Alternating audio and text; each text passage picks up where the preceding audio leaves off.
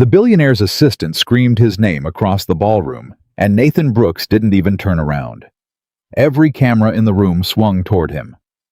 A man who ignored the richest woman in America in front of 500 witnesses.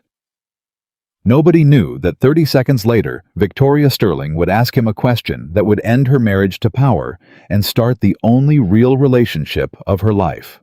If you're watching this from a city where it's already dark outside, drop it in the comments. I want to know how far this story has traveled tonight. And if stories like this move, you hit subscribe because this one is going to wreck you in the best way. Now let's go back to the beginning. The ballroom at the Whitmore Hotel smelled like money. Not perfume, not champagne money.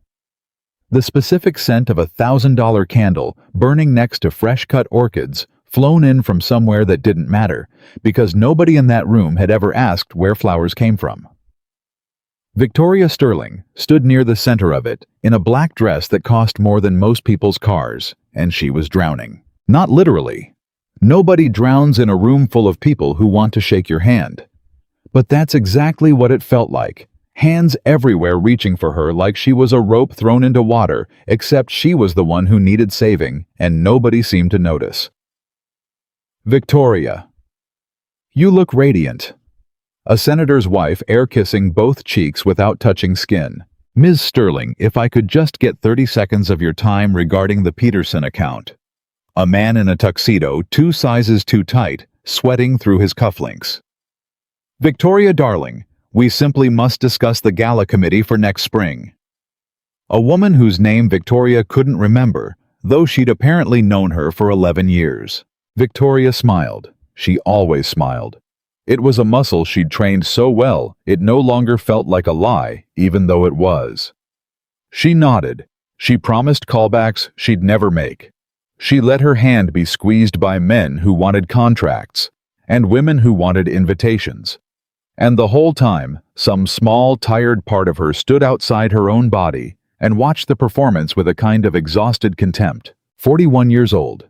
Net worth somewhere north of $6 billion. Though she'd stopped checking the exact number 2 years ago because it had stopped meaning anything. CEO of Sterling Logistics, one of the largest freight and shipping conglomerates in the country. A woman who could buy this hotel, this ballroom, and every person currently smiling at her, and still go home tonight to an empty house with 14 rooms and not one voice waiting to say her name. She excused herself from the senator's wife with a practiced laugh and drifted toward the edge of the room near the tall windows that looked out over the city lights. And that's when she saw him. He wasn't hard to notice, not because he stood out in any loud way, but because of exactly the opposite. Every other man in that room was working the space, angling his body toward power tracking, who was talking to whom, calculating. This man sat alone at a small round table near the back, in a suit that fit fine, but wasn't tailored, and he wasn't looking at anyone. He was looking down at his phone, and there was something on his face Victoria hadn't seen in this room in years. He was smiling, really smiling, not the performance smile, not the "I'm listening to your pitch" smile. A real one, soft at the corners, private, like whatever he was looking at was the only good thing in the entire building. Victoria found herself walking toward him before she'd decided to. "Excuse me," said a voice attached to a hand on her elbow. Marcus Webb, one of her board members, already talking before she'd stopped moving. "Victoria, I wanted to introduce you to..." "In a minute, Marcus. It'll only take..." "In a minute." She kept walking. She didn't fully understand why. Later, she would tell herself it was curiosity or boredom or the particular restlessness of a woman who had bought everything money could buy and found the shelves increasingly empty. But in the moment, it was simpler than that. She just wanted to know what was on that phone screen. She reached his table. He didn't look up. "That must be a good joke," she said. Nathan Brooks glanced up, and for one full second, his face showed absolutely nothing. No recognition. No scramble to stand. No widening eyes. No fumble for words. He looked at her the way a person looks at a stranger who has said something at a bus stop, polite, mildly curious, ready to be friendly, and then move on. "It's not a joke," he said. He turned the phone slightly so she could see. A photo of a little girl, maybe 7 or 8, missing one front tooth, holding up a crayon drawing of what appeared to be a dinosaur wearing a birthday hat. My daughter. She drew this for me this morning before I dropped her at school. She told me it was a stegosaurus, but I'm pretty sure she meant triceratops. I didn't have the heart to tell her. Victoria almost laughed. Not the polished laugh she gave at these things, an actual surprised sound came out of her. May I? She gestured at the empty chair. Sure, Nathan said, and went back to looking at the drawing. She sat. For a moment, neither of them spoke, and the silence was the strangest thing that had happened to Victoria in months. Nobody let silence exist around her. Silence was a vacuum that people in her orbit rushed to fill with pitches and flattery. This man just sat there content, like he had somewhere better to be, but wasn't in a hurry to get there. You know who I am, Victoria said. It wasn't quite a question. I do. He slid the phone into his jacket pocket. You're Victoria Sterling. Your company's logo is on half the trucks on I-95. My brother-in-law drives for one of your regional contractors, actually. Says the pay's decent, benefits are better than most. That's it. Nathan tilted his head. What else is there? Most people, when they find out. She stopped herself, aware of how it sounded. Most people want something, or they want me to know how impressed they are. You haven't asked me for anything. You haven't told me how incredible it is to meet me. You've shown me a stegosaurus drawing. Triceratops, Nathan corrected with the ghost of a smile. Allegedly. You're the only person in this room who hasn't tried to impress me, Victoria said, and she heard the honesty in her own voice, raw in a way she hadn't allowed herself in a long time. Nathan considered that for a second. I didn't come here to impress anybody. My company bought a table. I got the seat nobody else wanted because I don't golf and I hate small talk. I'm mostly counting the minutes until I can go home and make sure my daughter's asleep and not still up reading with a flashlight under the blanket, which she thinks I don't know about. You have somewhere better to be than here, Victoria said. Something in her chest tightened when she said it, though she couldn't have said why. I always have somewhere better to be than here, Nathan said without any edge to it, like it was simply a fact of the world, the sky being blue. I already have everything that matters. This. He nodded at the ballroom, the chandelier, the string quartet in the corner playing something classical and forgettable. This is just Tuesday, a very expensive Tuesday. Victoria sat with that for a long moment. Around them, the party kept moving, laughter in clusters, waiters gliding through with trays, the low roar of several hundred people simultaneously trying to be noticed. None of it touched their table. It was like they'd stepped half an inch sideways out of the room without leaving their chairs. Can I ask you something? Victoria said finally. You can ask. What makes someone like you look happier than someone like me? She hadn't planned to say it. It came out of some place underneath her calculation, underneath the boardroom voice and the acquisition strategy, and the 20 years of learning never to show a weakness in a room full of competitors. It came out like a confession. Nathan didn't answer right away. He looked at her. Really looked the way people used to look at each other, before everyone's attention got auctioned off to screens and status, and the next transaction, and something in his expression softened, like he understood he'd just been handed something fragile and needed to be careful with it. I don't think it's a fair question, he said slowly. Because I don't know your life. I don't know what you've built or what it cost you. But if you're asking why I'm sitting here smiling at a drawing of a dinosaur instead of working this room like everybody else. He paused. It's because nobody's waiting for those people to come home. Nobody's up past bedtime hoping to hear the garage door. I've got someone waiting for me. That's not something you can buy. It's just something you either have or you don't. Victoria felt that land somewhere behind her sternum, a physical sensation, like a hand pressing flat against her chest. I have a house with 14 rooms, she said quietly. Nobody's waiting in any of them. Nathan didn't say anything right away. He didn't reach for her hand, didn't offer some smooth line about how a woman like her didn't need anyone waiting, didn't try to fix it or flatter her out of it. He just let it sit there, honored it with silence. And after a moment he said, "That sounds lonely." "It is," Victoria said, and it was the first time in longer than she could remember that she'd said something true out loud to a person who wasn't on her payroll. Marcus Webb appeared at her shoulder again, this time with two other men in tow. All three of them wearing the specific expression of people who had been waiting for their turn and had run out of patience. "Victoria, I really do need 5 minutes." Marcus said, an edge creeping into his voice now. "The Hendricks people are only in town tonight." Victoria looked at him, then back at Nathan, who had already picked up his water glass, already settling back into the posture of a man who expected the conversation to end no hard feelings because he hadn't needed anything from it in the first place. "What's your name?" she asked him before she stood. "Nathan Brooks." "Nathan Brooks," she repeated like she was filing it away somewhere important. "Thank you for the conversation. Thank you for asking a real question," Nathan said. "Most people don't." She stood, smoothed her dress, and let Marcus lead her away toward the Hendricks people, and she didn't look back, because looking back would have meant admitting that some part of her wanted to stay at that small round table in the back of the room, talking to a man who didn't want anything from her for the rest of the night. Nathan Brooks left the gala at 9:40 p.m., which was earlier than he was supposed to, but nobody from the office noticed, and he didn't ask permission. He drove home in his 7-year-old Honda Civic with a check engine light that had been on for 3 months and a crack in the windshield from a rock on the interstate that he kept meaning to get fixed through streets that got progressively less impressive the farther he got from downtown, until he pulled into the driveway of a small 2-story house with a basketball hoop over the garage that hadn't had a net in over a year. Mrs. Alvarez, his neighbor, was on her porch with a cup of tea when he got out of the car. "How was the fancy party?" she called over. "Boring," Nathan said, and meant it mostly. "Lily give you any trouble?" "That child never gives anyone trouble.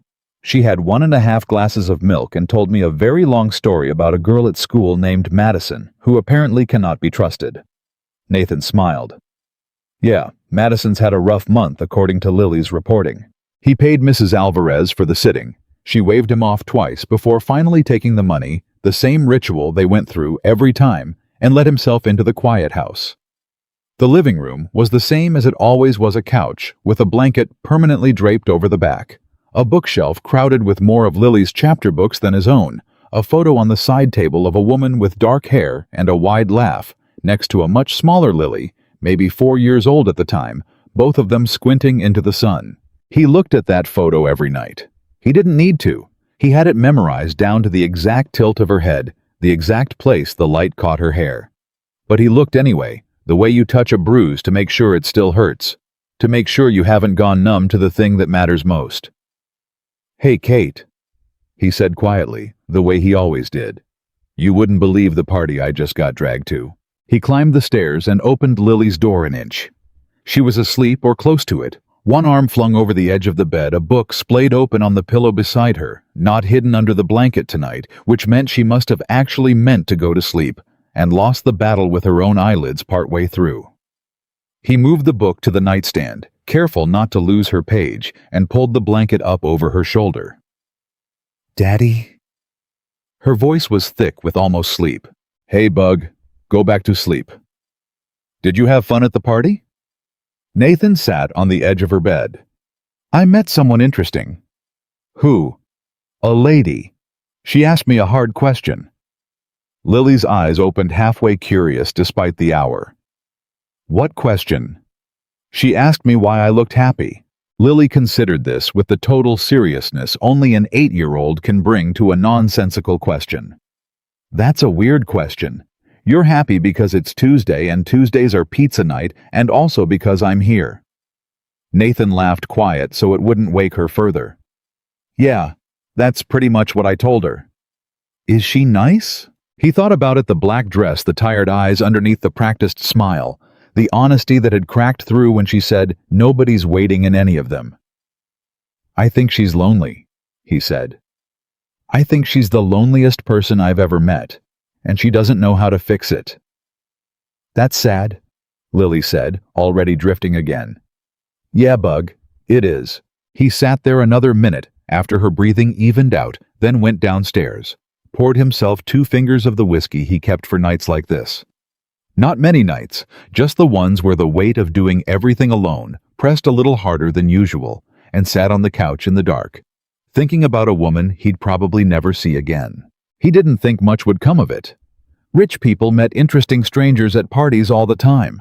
It was probably a 5-minute curiosity for her already fading by the time her car pulled up to whatever mansion she went home to. He finished his drink, rinsed the glass, and went to bed. And if you'd told him that night that his phone would ring 3 days later with a number he didn't recognize, and that the voice on the other end would change the rest of his life, he would have laughed and told you that you didn't understand people like Victoria Sterling. He would have been wrong. Victoria didn't sleep that night.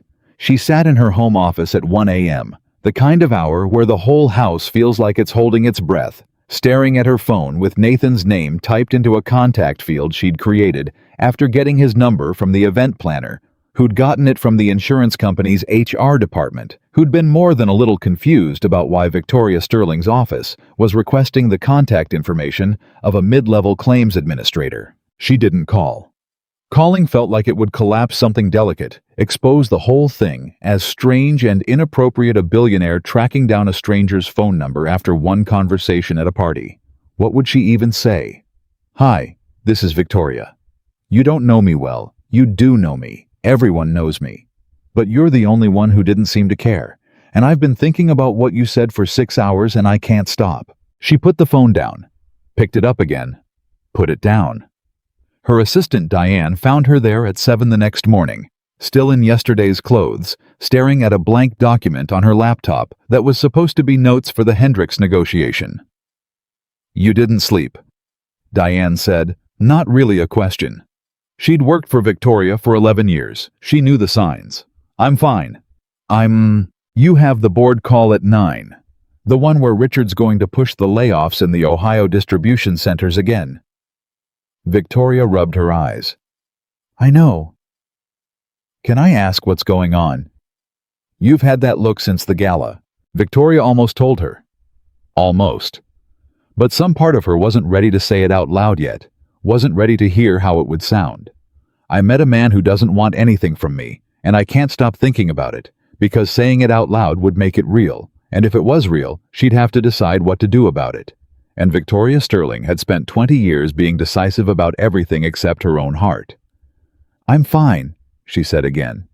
"Get me coffee, a lot of it." She got through the board call. She fought Richard Callahan to a stalemate on the Ohio layoffs, which was its own kind of victory, since Richard rarely lost anything without a fight and a grudge.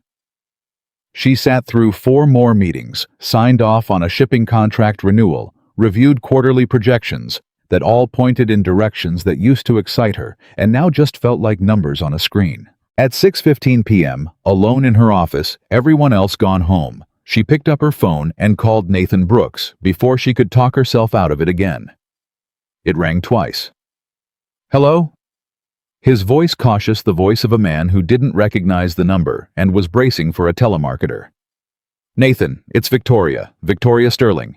A pause on the other end, long enough that she started composing an apology in her head, already regretting the call, already planning how she'd laugh it off as impulsive nonsense. "Well," Nathan said finally, and she could hear something in his voice. Not annoyance, something closer to amusement. "I have to say, I didn't expect this to become a callback situation. I'm sorry, is this strange? I can hang up." "It's a little strange," Nathan admitted. "I'm currently elbow deep in dishwater because my daughter decided tonight was the night to make a science experiment out of baking soda and food coloring. And now, half my kitchen looks like a crime scene from a very colorful murder. So the timing's a little strange too. But no, don't hang up." Victoria laughed, and it surprised her again, the ease of it. A crime scene. Blue and red, very dramatic. She's very proud of it. I'm less proud of the counter. "Do you need to go clean it?" "It'll keep. Lily's currently distracted trying to convince the counter to forgive her, which is a whole separate conversation I'm not equipped to have on 4 hours of sleep." He shifted something on his end. She heard a chair scrape, the sound of him sitting down, settling in. "What's this about Victoria?" Nobody called her Victoria like that anymore. Not Ms. Sterling, not with the careful deference everyone used, but just Victoria flat and unimpressed the way you'd address a neighbor. "I don't entirely know," she said honestly. "I keep thinking about what you said, about someone waiting for you to come home. I haven't stopped thinking about it actually, and I don't know what to do with that, so I suppose I called to tell you that which, now that I'm saying it out loud, sounds fairly ridiculous." "It's not ridiculous," Nathan said, and his voice had gone gentler. "It's honest. There's a difference. You keep doing that." "Doing what?" "Saying the thing that makes me feel less crazy for saying the thing I said." Nathan was quiet for a second. "For what it's worth, I've thought about it too. Our conversation, not—" He stopped, seemed to reconsider his words. "Not in a strange way. Just it's not every day someone asks you a question like that and actually wants the real answer instead of the polite one." "I wanted the real answer." "I could tell. That's why I gave it to you." Somewhere in the background on his end, a small voice yelled something about the food coloring reaching the ceiling, and Nathan let out a groan that turned into a laugh. "I have to go. Apparently we've achieved liftoff." "Go," Victoria said, smiling in a way that felt unfamiliar on her own face, like a muscle stretching after years of disuse. "Go save your kitchen, Victoria." He said her name again before hanging up, and something about the way he said it made her chest tighten. "Thank you for calling. I mean that." "Good night, Nathan." She sat in her office for a long time after the call ended, the city lights spread out below her window. The phone still warm in her hand, and for the first time in longer than she wanted to admit, Victoria Sterling didn't feel like the loneliest person in a 14-room house. She felt for a few minutes like a woman who had just had an actual conversation with an actual person, and it terrified her exactly as much as it thrilled her.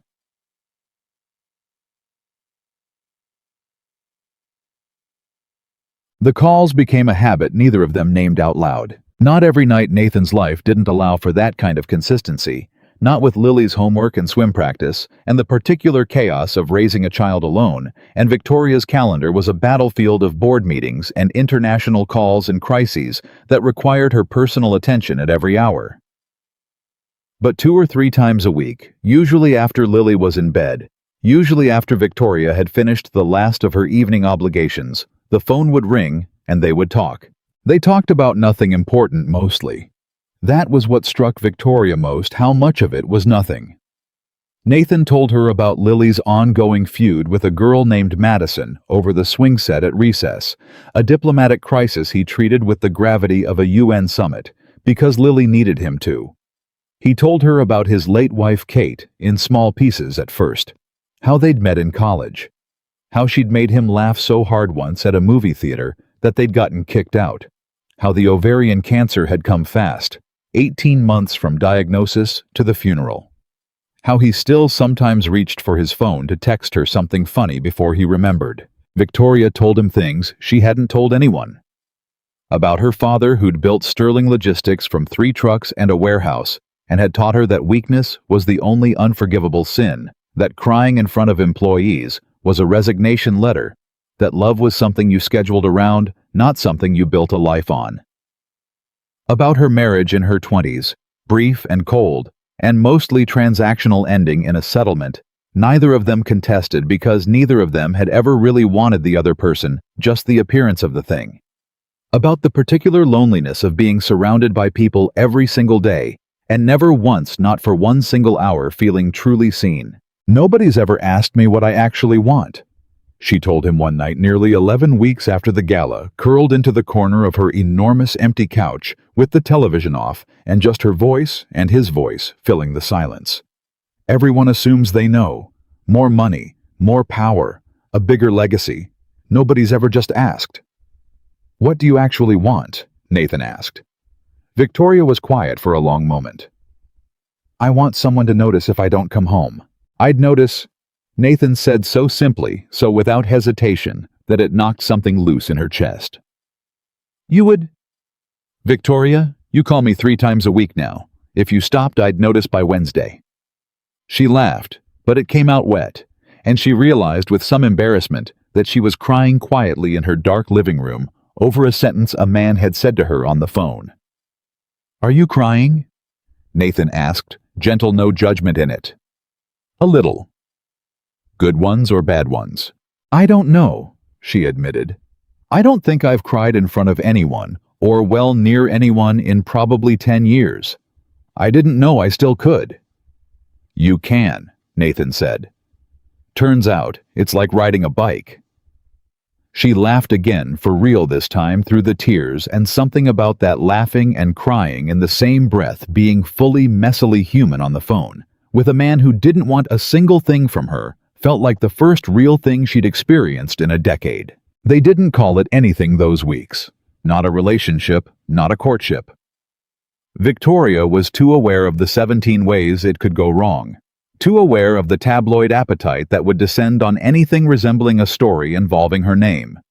And Nathan was too protective of Lily, too careful with the fragile ecosystem he'd built for his daughter after losing her mother to rush toward anything that might blow it apart. They were for those weeks simply two people who talked, who'd found against every reasonable expectation that they understood each other in a way neither of them had understood anyone else in years. It was Lily who noticed first, in the unguarded way children notice things adults try to hide. "You've been smiling at your phone a lot," she told her father one evening, perched on the kitchen counter while he made dinner, swinging her legs. "Is it the lonely lady?" Nathan nearly dropped the spoon he was holding. "What makes you say that? You get a different smile, not your regular smile, a softer one." Lily said this with the matter-of-fact confidence of an 8-year-old who considered herself an expert on her father's emotional states. "Is she still lonely?" Nathan considered his answer carefully, the way he considered most things Lily asked, because she deserved honesty, even when honesty was complicated. "I think she's a little less lonely than she used to be. Because of you. Maybe a little."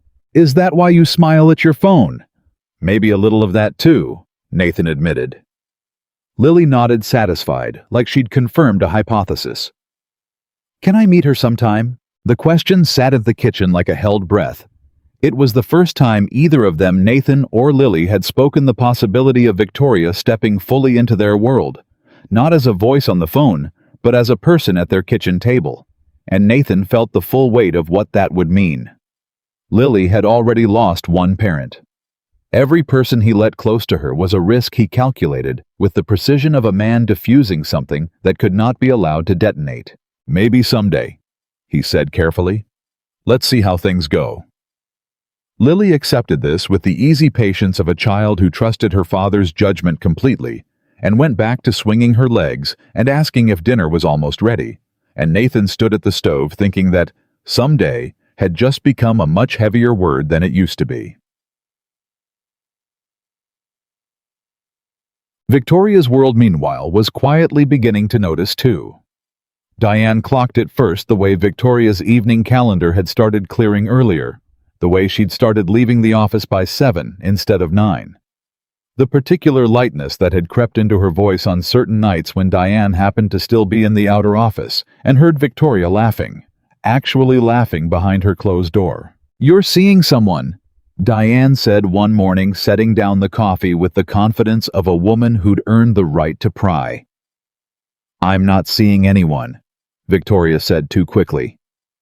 "Victoria, I've worked for you for 11 years. I know what you look like when you're closing a deal you're excited about, and I know what you look like when you're worried about a board vote, and I have never, not once in 11 years, seen you look like this, like this. So, who is he?" Victoria set down her pen. There was no point pretending with Diane. Diane had seen her through 2 divorces worth of emotional wreckage and one very ugly hostile takeover attempt, and had never once betrayed a confidence. "His name is Nathan," she said. "I met him at the Children's Hospital Gala. He works in insurance claims. He's a widower. He has a daughter." Diane's eyebrows climbed. "That's about as far from your usual type as a person can get." "He doesn't want anything from me," Victoria said, and there was something almost defensive in it, like she was preparing herself for the argument she assumed was coming. "That's the thing, Diane. He's never once asked me for a single thing. Not money, not a job, not an introduction, nothing. He just talks to me. Like I'm a person." "You are a person," Diane said gently. "I know that. I just haven't felt like one in a very long time." Diane studied her for a moment, the same look she'd give a contract clause she wanted to make sure she fully understood before signing off on it. "Does he make you happy?" Victoria thought about the sound of Lily's voice yelling about food coloring in the background of their calls, about Nathan's laugh about the particular safety of being fully known by someone who had absolutely nothing to gain from knowing her. "Yes," she said, and it was the simplest, truest thing she'd said in her office in years. "Then be careful," Diane said not unkindly. "Not because of him, because of everyone else. You know what happens when the world finds out Victoria Sterling has a soft spot. They'll come for it. All of them. Richard Callahan's been looking for a weakness for 3 years, and this—" She gestured vaguely, meaning the lightness in Victoria's face, the calendar clearing early the whole shape of whatever was growing. This is exactly the kind of thing he'd use. Victoria felt a chill move through her quick and cold, and for a moment the warmth of the last 11 weeks contracted into something smaller and more fragile than it had felt a moment before. "Nobody knows," she said. "We've been careful." "You've been careful in a city full of photographers who make a living selling exactly this kind of story," Diane said. "Careful only lasts until it doesn't." Victoria didn't answer.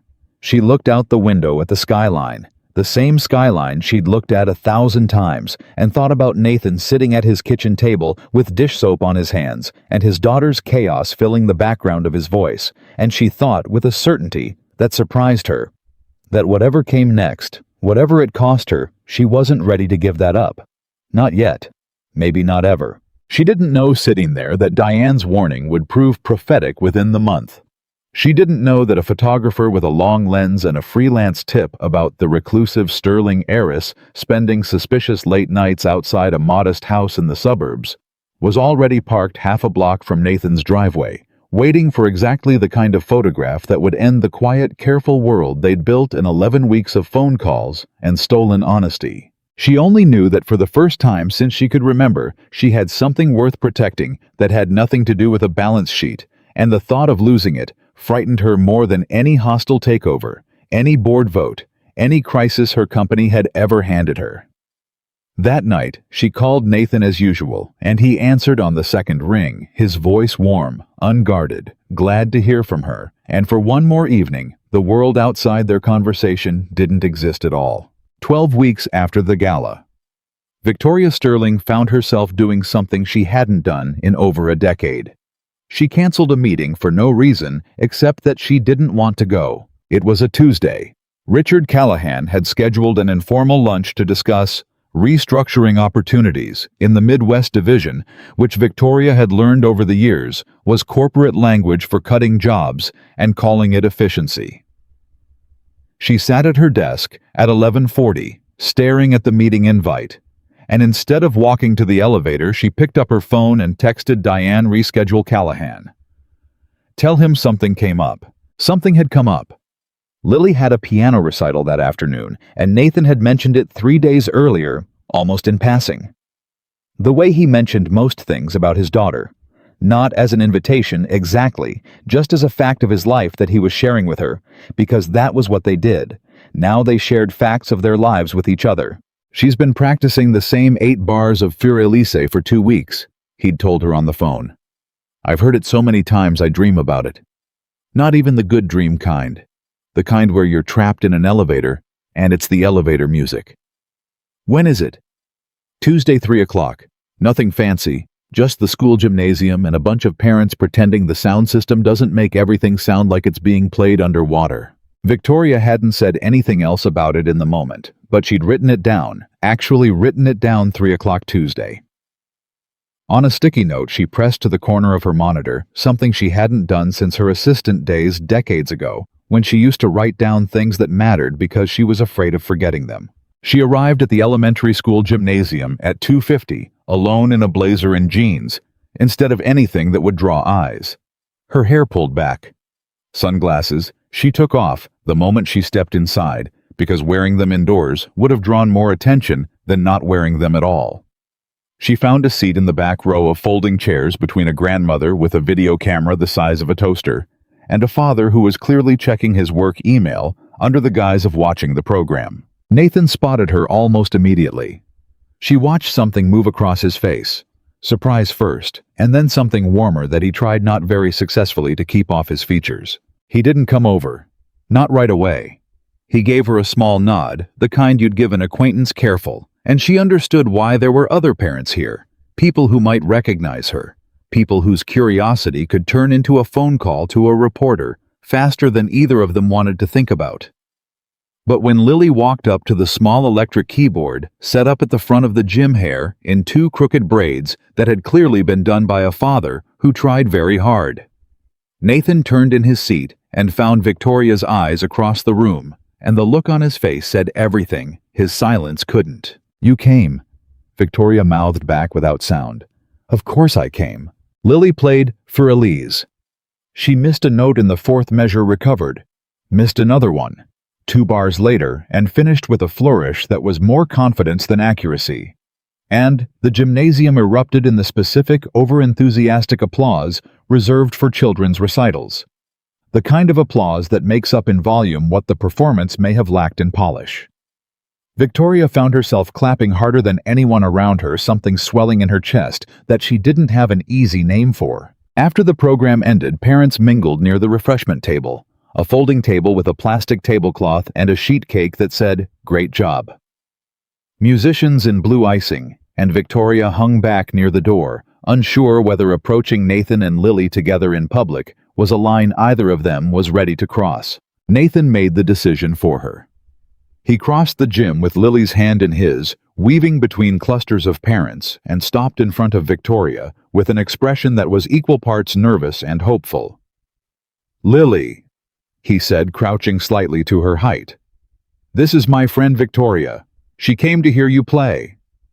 Lily studied Victoria with the frank, unfiltered assessment only children are capable of.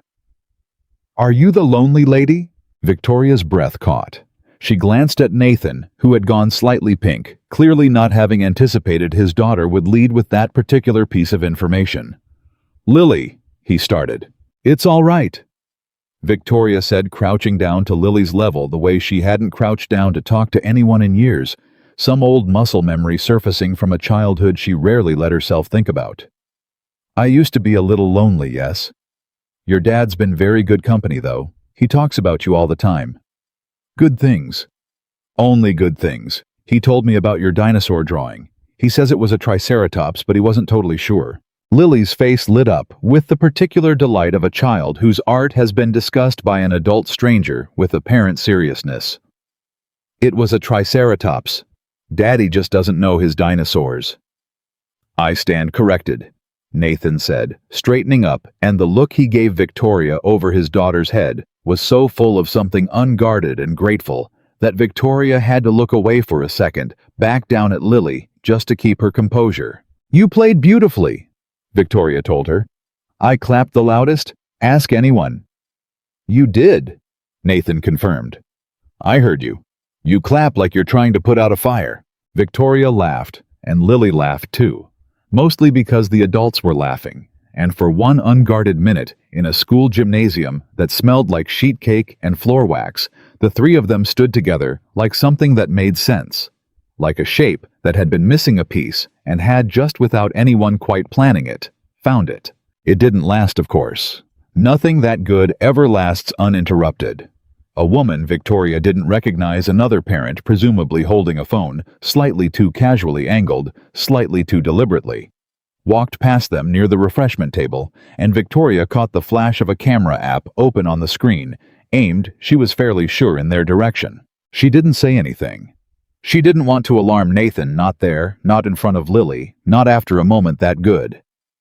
But something cold moved through her, the same chill Diane had put in her weeks earlier, and she found herself scanning the gymnasium the rest of the visit, with the practiced vigilance of a woman who had spent 20 years learning to read a room for threats. She left before Nathan and Lily did, slipping out a side door, texting him from the parking lot. "That was wonderful. Thank you for letting me come. I think someone took a photo of us. I might be wrong." Just wanted you to know." His reply came a few minutes later. "I saw her too. Probably nothing. Probably just a parent taking pictures of the recital in general, and we happen to be in frame. Try not to worry. Try being the operative word." Victoria drove back to the office that afternoon with the particular unease of a person who has just glimpsed for one instant the shape of the storm that's still miles offshore, but undeniably coming. The weeks that followed were in Nathan's private accounting, some of the best of his life since Kate died. He didn't say that out loud to anyone, not even to Victoria, because it felt like a betrayal of a grief he still carried every single day. A grief that didn't have room he'd always assumed for anything as bright as what was growing now. But it was true. He noticed it in small ways, the fact that he was singing along to the radio again in the car, badly off-key, something Lily found endlessly hilarious and had started filming on her tablet without his permission. The fact that he'd started sleeping through the night instead of the fitful 3-hour stretches that had defined the 2 years since the funeral. The fact that when his phone lit up with Victoria's name, something in his chest lifted instead of the flat neutrality he'd trained himself into with everything else in his life. Victoria came to dinner for the first time on a Thursday in late October, and it was by mutual agreement the smallest possible version of the thing. No reservation, no restaurant. Just Nathan's kitchen table with a pot of spaghetti and a jar of sauce. He was slightly embarrassed to admit was store-bought, and Lily setting the table with a level of ceremony usually reserved for holidays, insisting on cloth napkins that Nathan didn't even know they owned until she produced them from somewhere in the linen closet. "Are you nervous?" Nathan asked Victoria in the driveway, watching her get out of a car that wasn't the town car. She usually traveled in a plain sedan rented, she'd told him specifically, so it wouldn't draw attention, parked outside his house. "Terrified," Victoria admitted. "I negotiated a $400 million acquisition last month without blinking. I am currently more nervous about spaghetti with an 8-year-old. She's tougher than the acquisition," Nathan warned. "Fair notice." Lily met Victoria at the door with the gravity of a diplomat receiving a foreign dignitary. "We're having spaghetti," she announced. "Daddy says it's from a jar, but I think it tastes just as good as the fancy kind." "I trust your judgment completely," Victoria said and followed her inside. Dinner was by any objective measure chaos. Lily narrated an elaborate and entirely fictional story about a class hamster's escape attempt that grew more improbable with each sentence, complete with a villain, a rescue mission, and what she insisted was a twist ending she refused to reveal until dessert. Nathan tried twice to redirect the conversation toward something resembling adult topics and was twice overruled by his daughter's superior storytelling momentum. Victoria laughed more in that hour than she had by her own private accounting in the previous calendar year combined. "Can I ask you something?" Lily said apropos of nothing right as Nathan was clearing the plates. "Of course," Victoria said. "Do you have kids?" The kitchen went quiet for a beat. Nathan paused with a plate in his hand, watching Victoria carefully the way a parent watches, to see if a question has landed somewhere sensitive. "No," Victoria said. "I never had children." "Do you want some?" "Lily."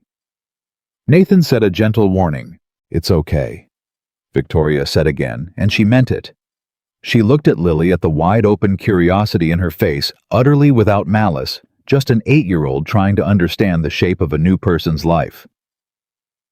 "I used to think I didn't have time. I was always building the company, always in meetings, always somewhere else. I think if I'm honest, I was scared too. I didn't want to be bad at it the way I thought my own parents were bad at it." "Were they bad at it?" "My father was very good at building things," Victoria said carefully. "He wasn't very good at staying home for dinner." Lily nodded like this made complete sense to her, filed it away the way she filed away most information, and then said with the devastating simplicity children are capable of, "You could practice on me sometimes if you want. I'm pretty easy. I just need someone to listen to my hamster stories and not tell me the ending is too weird." Victoria felt her throat tighten, and she had to look down at her plate for a second before she could answer. "I would like that very much." Nathan, standing at the sink with his back to them, had gone very still, and when he turned around, his eyes were wet, though he tried to hide it by suddenly becoming very interested in drying a dish that was already dry. Later that night, after Lily had been put to bed, Victoria staying downstairs insisting she was fine on the couch, insisting Nathan didn't need to rush the bedtime routine on her account. Nathan came back down and found her sitting exactly where he'd left her, looking at the photo of Kate on the side table. "She has your smile," Victoria said quietly, nodding at the picture meaning Lily. "Everyone says that." Nathan sat down beside her, close but not touching. "I see Kate in her more than I see myself. The way she tilts her head when she's skeptical of something. The way she negotiates bedtime like she's arguing a Supreme Court case. You talk about her like she's still here. She is in a way. Just not in the way I want her to be." Nathan was quiet for a moment. "I used to think loving Lily's mother meant I couldn't ever really love anyone else. Like there wasn't room. Like it would be a betrayal. And now I think—" He stopped, seemed to search for the right words, the careful precision of a man who didn't say things he didn't mean. "I think Kate would have liked you. I think she would have been glad Lily has someone who listens to her hamster stories like they matter.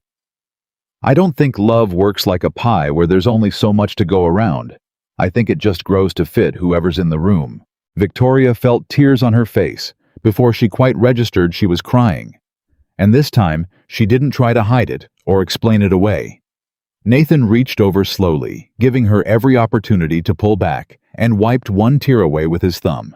And the gesture was so gentle, so entirely without agenda, that it undid something in her that she'd spent 20 years keeping locked. "I don't know how to do this," she admitted. "I don't know how to be a person who has this. I've spent my whole life building something that doesn't need anyone. I don't know how to need someone." "You don't have to know how," Nathan said. "You just have to keep showing up. That's the whole trick. Nobody actually knows how. We're all just showing up and hoping we don't screw it up too badly." "That's not very comforting." "It's the most honest thing I know how to tell you." She leaned into him then, and he put his arm around her, and they sat there in the small living room with its second-hand couch and its bookshelf full of a dead woman's chapter books for her daughter. And Victoria thought with a clarity that startled her that this small, unglamorous, entirely unphotographed moment was worth more than every boardroom victory she'd ever claimed. It was almost impossible for something like this to stay contained, and both of them knew it even as they tried. Richard Callahan had built his career on knowing things before other people wanted him to know them. He'd clawed his way onto the Sterling board 12 years earlier through a combination of genuine competence and a willingness to do the parts of the job that made other people squeamish the layoffs Victoria's father had needed, but hadn't wanted his name attached to the union negotiations that required someone comfortable being hated. He'd expected for years that his loyalty would be rewarded with the CEO chair eventually when Victoria's father retired. Instead, the old man had handed the company to his daughter, and Richard had spent every year since nursing a grievance he'd learned to disguise as professional concern. He heard about Nathan Brooks from a source he wouldn't have described as reliable under oath, a junior associate at the PR firm Sterling Logistics retained, who'd mentioned almost as gossip that someone in the office had fielded an unusual request from Victoria's assistant asking about the confidentiality protections around a company contractor's employee, a claims administrator named Nathan Brooks. Richard had filed it away. He filed most things away. It was a habit that had served him well over the years, a mental ledger of small inconsistencies waiting to become useful. He didn't act on it immediately. He simply began to watch in the way men like Richard watch a comment here, a question there, a casual mention to Diane about how relaxed Victoria seemed lately. Wasn't that nice? Must be good for the company to have her so at ease. It was Richard who hired the photographer. He would never phrase it that way, of course, not even in his own head. He would describe it, if pressed, as due diligence, a board member's responsibility to understand any factor that might affect the company's stability or public perception, particularly given how carefully Sterling Logistics' brand had been built around Victoria's image as a serious, unassailable, almost ascetic business leader. A romantic entanglement with a company outside their social tier, a widower with a young child, A man who worked an ordinary job doing ordinary things. That was exactly the kind of narrative that could destabilize investor confidence. Richard told himself exactly the kind of story a competitor could weaponize. He told himself all of this, and some small, honest part of him knew it was a lie. Knew that what he actually wanted was leverage. Wanted a way to finally push Victoria out of a chair he'd coveted for over a decade. Wanted a crack in her armor wide enough to drive a wedge through. The photographer he hired, a freelancer named Curtis Vance, who specialized in exactly this kind of work. Low-profile surveillance dressed up as paparazzi opportunism, spent 3 weeks establishing a pattern before he got anything usable. He photographed Victoria's rental sedan parked outside Nathan's house on 4 separate evenings. He photographed her leaving at odd hours, once close to midnight. And on a Sunday afternoon in early November, from a position across the street, with a long lens disguised inside an ordinary duffel bag, he photographed Victoria Sterling in Nathan Brooks' backyard, laughing, her head thrown back, while Nathan pushed Lily on a rope swing tied to the oak tree. And Lily shrieked with delight, loud enough that the sound carried across the yard and into the frame of every photograph Curtis took. It was by any measure an ordinary, beautiful afternoon. A billionaire, an insurance administrator, and a little girl on a rope swing. None of them performing for anyone. None of them aware they were being watched. None of them imagining that this small private happiness was about to become public property. Curtis sold the photographs to a tabloid website 2 days later for a number that made Richard's payment to him look, in retrospect, like an excellent investment. Nathan found out the same way most people find out their private life has become public spectacle from someone else secondhand, delivered with the particular cruelty of a person who enjoys being the one to break bad news. It was his co-worker Denise from underwriting who stopped by his cubicle Monday morning with her phone already open. "Nathan, please tell me this isn't what it looks like." She turned the screen toward him. There was his own face, unmistakably. His own face laughing in his own backyard, arm extended toward his own daughter on the rope swing, and beside him, unmistakably, achingly recognizable. Even in a grainy long-lens photograph. Victoria Sterling, head thrown back, laughing like she hadn't laughed in that gymnasium or that kitchen or any of the private spaces they'd carefully guarded for months. The headline ran across the top of the article in bold red letters. Billionaire's secret lover revealed, insurance clerk Nathan Brooks and the child caught in the middle. Nathan felt the floor tilt slightly under him. "Where did you get this?" "It's everywhere, Nathan. It's on 3 different sites already. Someone tagged our company page in the comments." Denise's expression shifted from shock to something more calculating, more careful, the look of a co-worker recalibrating how much distance to keep. "Is it true?" "It's—" Nathan stopped himself. There was no version of the truth that would fit into a hallway conversation with Denise from underwriting. No way to explain 11 weeks of phone calls and honesty and a woman crying on his couch about being lonely in a 14-room house. Not in a way that would survive translation into office gossip. "It's complicated," he said finally, which was true and useless and did nothing to slow the wave that was already breaking over his life. By 10 a.m., his supervisor had called him into a small conference room with a closed door, which in Nathan's 8 years at the company had only ever meant one thing. "Nathan, I want you to know this isn't personal." His supervisor, a nervous man named Gary Fitch, said, sliding a piece of paper across the table without quite meeting his eyes. "But corporate's gotten calls all morning. Reporters. Someone even called asking about our contract with Sterling Logistics regional carriers, wanting to know if there's a conflict of interest. We need to put you on administrative leave while this gets sorted out." "Paid," he added quickly, as if that made it better. "It's just optics, Nathan.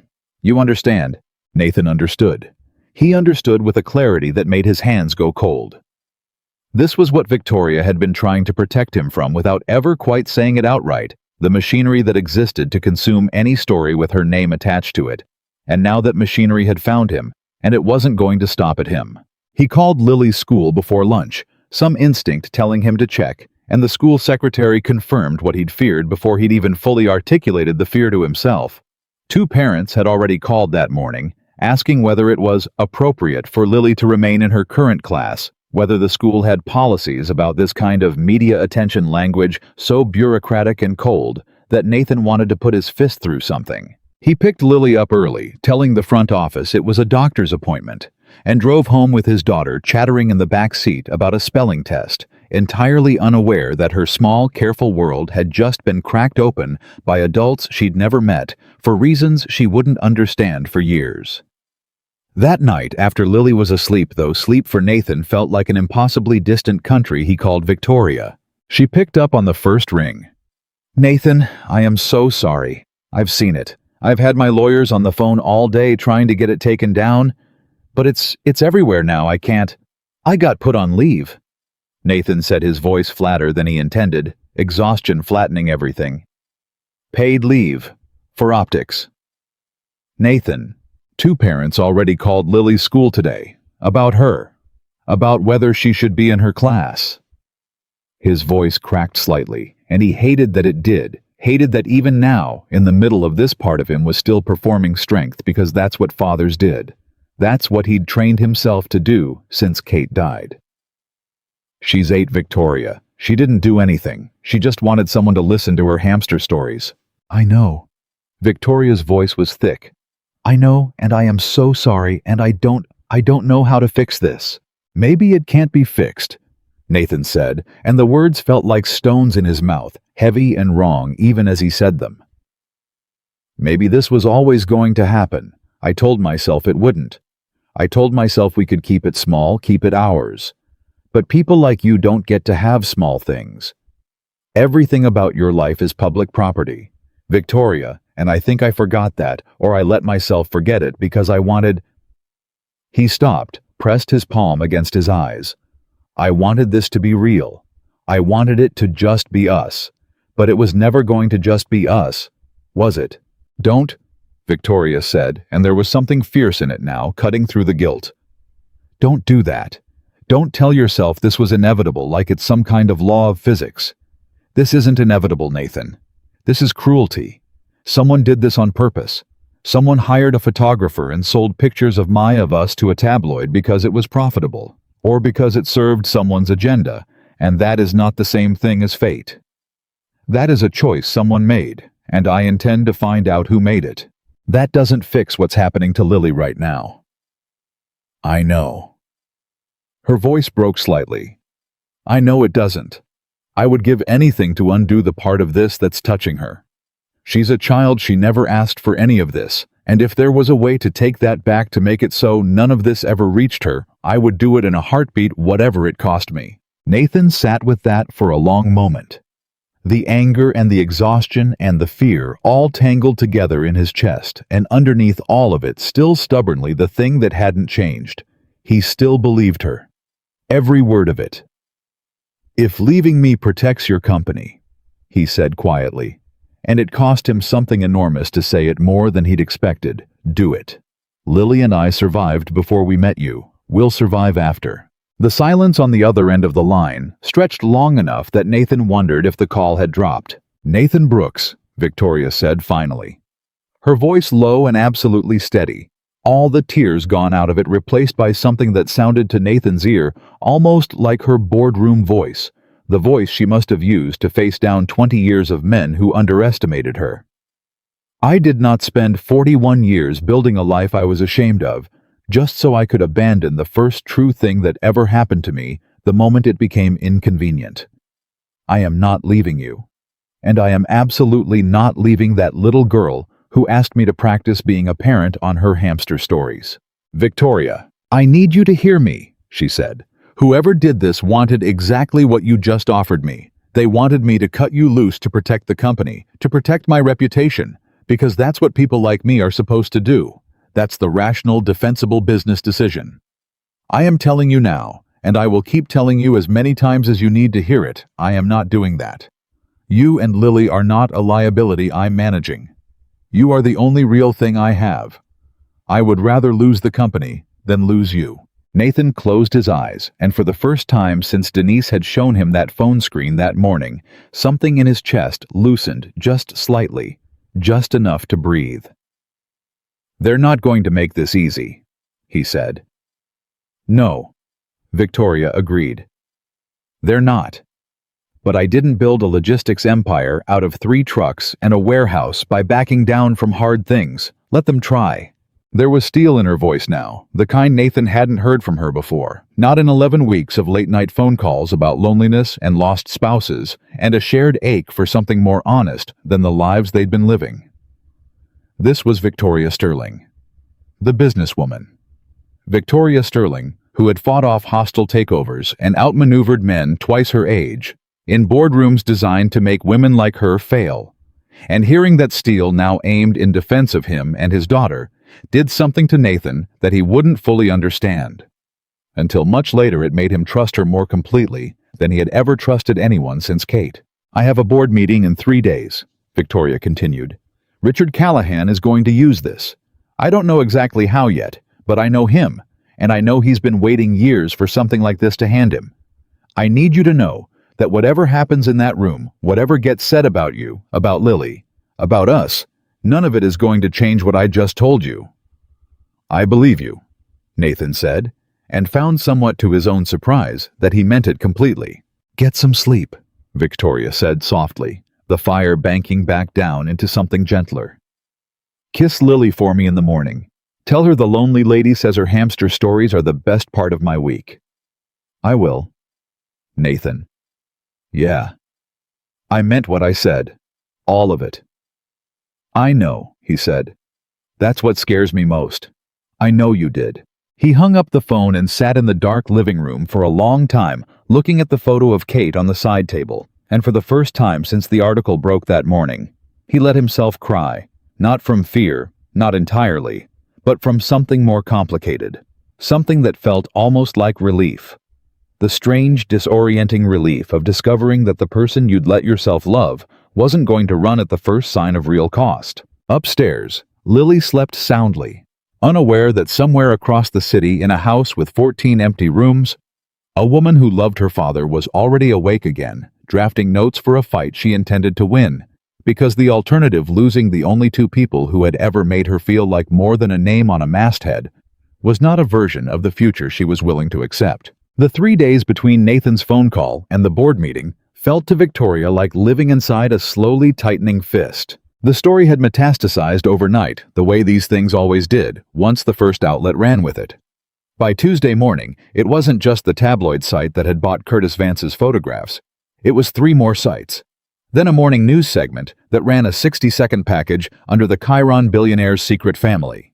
Then a business journalist who'd built a career skewering wealthy executives publishing a column titled, "What is Victoria Sterling Hiding?" that had nothing to do with facts and everything to do with clicks.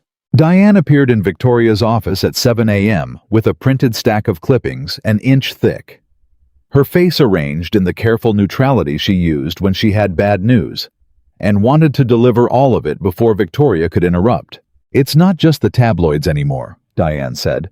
"Bloomberg picked it up this morning, framed as a governance question whether the CEO's personal life creates material risk for the company. 2 analysts have already downgraded their sentiment rating, citing leadership distraction." Victoria took the stack without looking at it. Stock price, down 3% since market open. Not catastrophic. But Richard's already made 2 calls to major shareholders this morning. I know because one of them called me back confused, asking why a board member was soliciting his opinion on the CEO's personal judgment. Victoria set the papers down slowly, her jaw tight. "He's building a case. He's building a coup," Diane corrected. "Victoria, I need you to hear me as your friend right now, not just your assistant. Richard has wanted your chair since your father handed it to you instead of him. This isn't about Nathan. Nathan is just the crowbar. If it wasn't this, it would have been something else eventually. But it is this, and it is now, and you need a plan before Thursday, because Richard already has one." Victoria looked out at the skyline, the same view she'd stared at the night she'd first called Nathan, and found that the fear she expected to feel, the corporate fear, the fear of losing the empire her father built, was oddly muted, standing in the shadow of a much larger fear that in trying to protect what she'd built with Nathan and Lily, she might destroy it faster than any board vote ever could. What's Richard's play exactly? What's he actually going to propose? My best guess based on the calls he's making. A vote of no confidence or at minimum a formal censure language about conduct unbecoming and reputational risk to shareholders. He doesn't need to remove you outright. He just needs enough votes to force you into a public statement distancing yourself from Nathan. That's the real goal. He wants you to renounce it publicly on record, so the story dies, and so everyone in that boardroom remembers exactly whose judgment they should trust going forward. And if I refuse... Diane's expression didn't waver. Then he pushes for the vote of no confidence, and you find out in real time exactly how many people on that board actually respect you, versus how many just respect the stock price. Victoria sat with that for a long moment. Then she picked up her phone. Nathan's administrative leave had by Wednesday curdled into something worse. Gary Fitch called him again this time, with less apology in his voice. Nathan, I have to be straight with you. Corporate's getting nervous. There's talk, and I want to stress this is just talk right now, about whether continuing your employment here is tenable, given the attention. Given the attention, Nathan repeated flatly. You mean given that my private life got stolen and sold to a tabloid without my consent?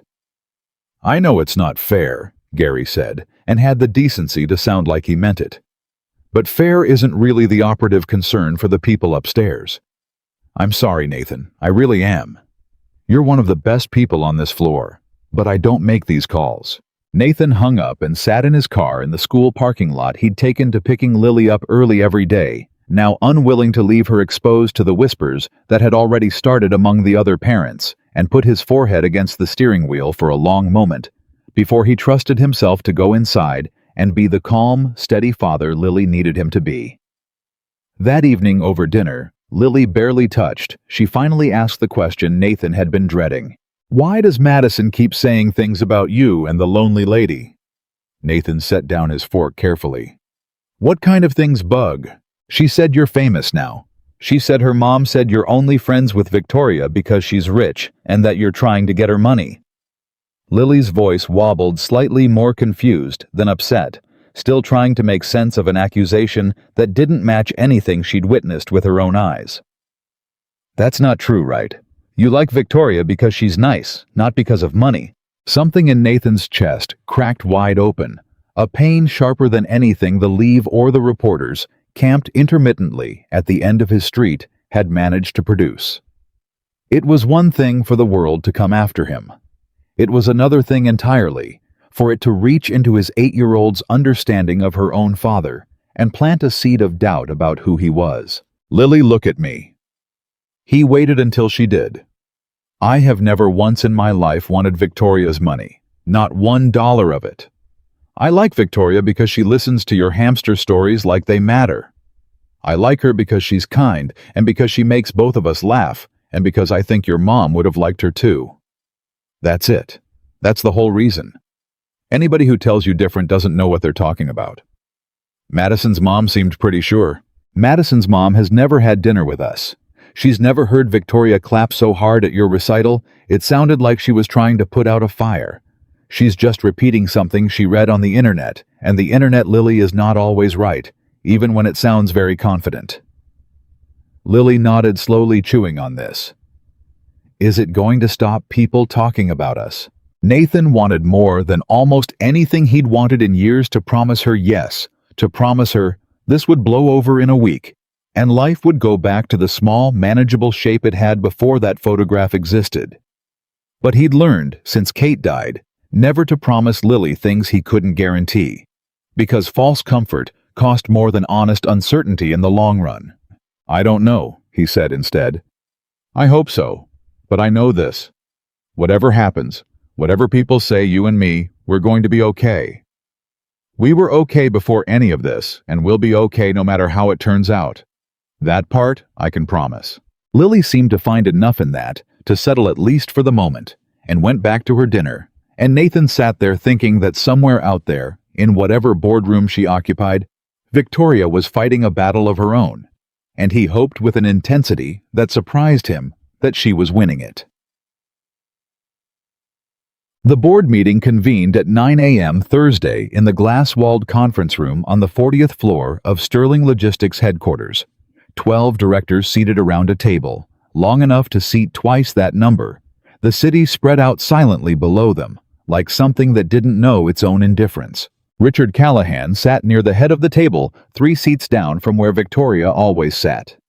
A position he'd chosen deliberately years ago because it put him in her direct line of sight without appearing presumptuous enough to sit beside her. He wore his gray suit, the one he wore for meetings he considered important, and he had a leather folder in front of him that Victoria recognized from 20 years of reading rooms like this one as containing prepared remarks. He'd come ready to perform, not just to argue. Victoria walked in at 9:02, 2 minutes late by design, because arriving exactly on time read as anxious, and arriving significantly late read as disrespectful, and 2 minutes communicated exactly the kind of unbothered control she needed the room to feel from her, whether or not she felt it herself. "Let's begin," she said, taking her seat, with the elephant in the room, since I assume that's why half of you have that particular look on your faces. Yes, the photographs are real. Yes, I've been in a relationship with a man named Nathan Brooks for the past 3 months. No, it is not a scandal, and no, it will not be treated as one in this meeting. A murmur moved around the table, not quite dissent, not quite support the sound of a dozen people recalibrating in real time. Richard didn't wait for an invitation. "Victoria, with respect, I don't think you get to unilaterally declare what is and isn't a scandal when our stock has dropped 4% this week, and 2 major analysts have flagged leadership distraction as an emerging risk factor. The stock dropped because of a media narrative, Richard, not because of any actual change in the company's fundamentals. Our quarterly numbers haven't moved. Our contracts haven't moved. The only thing that's changed is that a photographer sold pictures of me at a child's birthday." She caught herself corrected.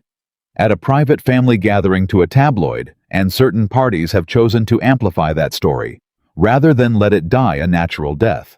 "Certain parties." Richard repeated, an edge in his voice. "Are you accusing someone at this table?" "I'm not accusing anyone of anything," Victoria said evenly, though her eyes stayed on him a beat longer than was comfortable. "I'm simply observing that a story like this doesn't sustain itself for 4 days without help. Someone keeps feeding it. Someone's been making calls to shareholders about my personal judgment. I wonder who that could be." The room went very still. Richard's jaw tightened, but his voice, when it came, stayed smooth, practiced.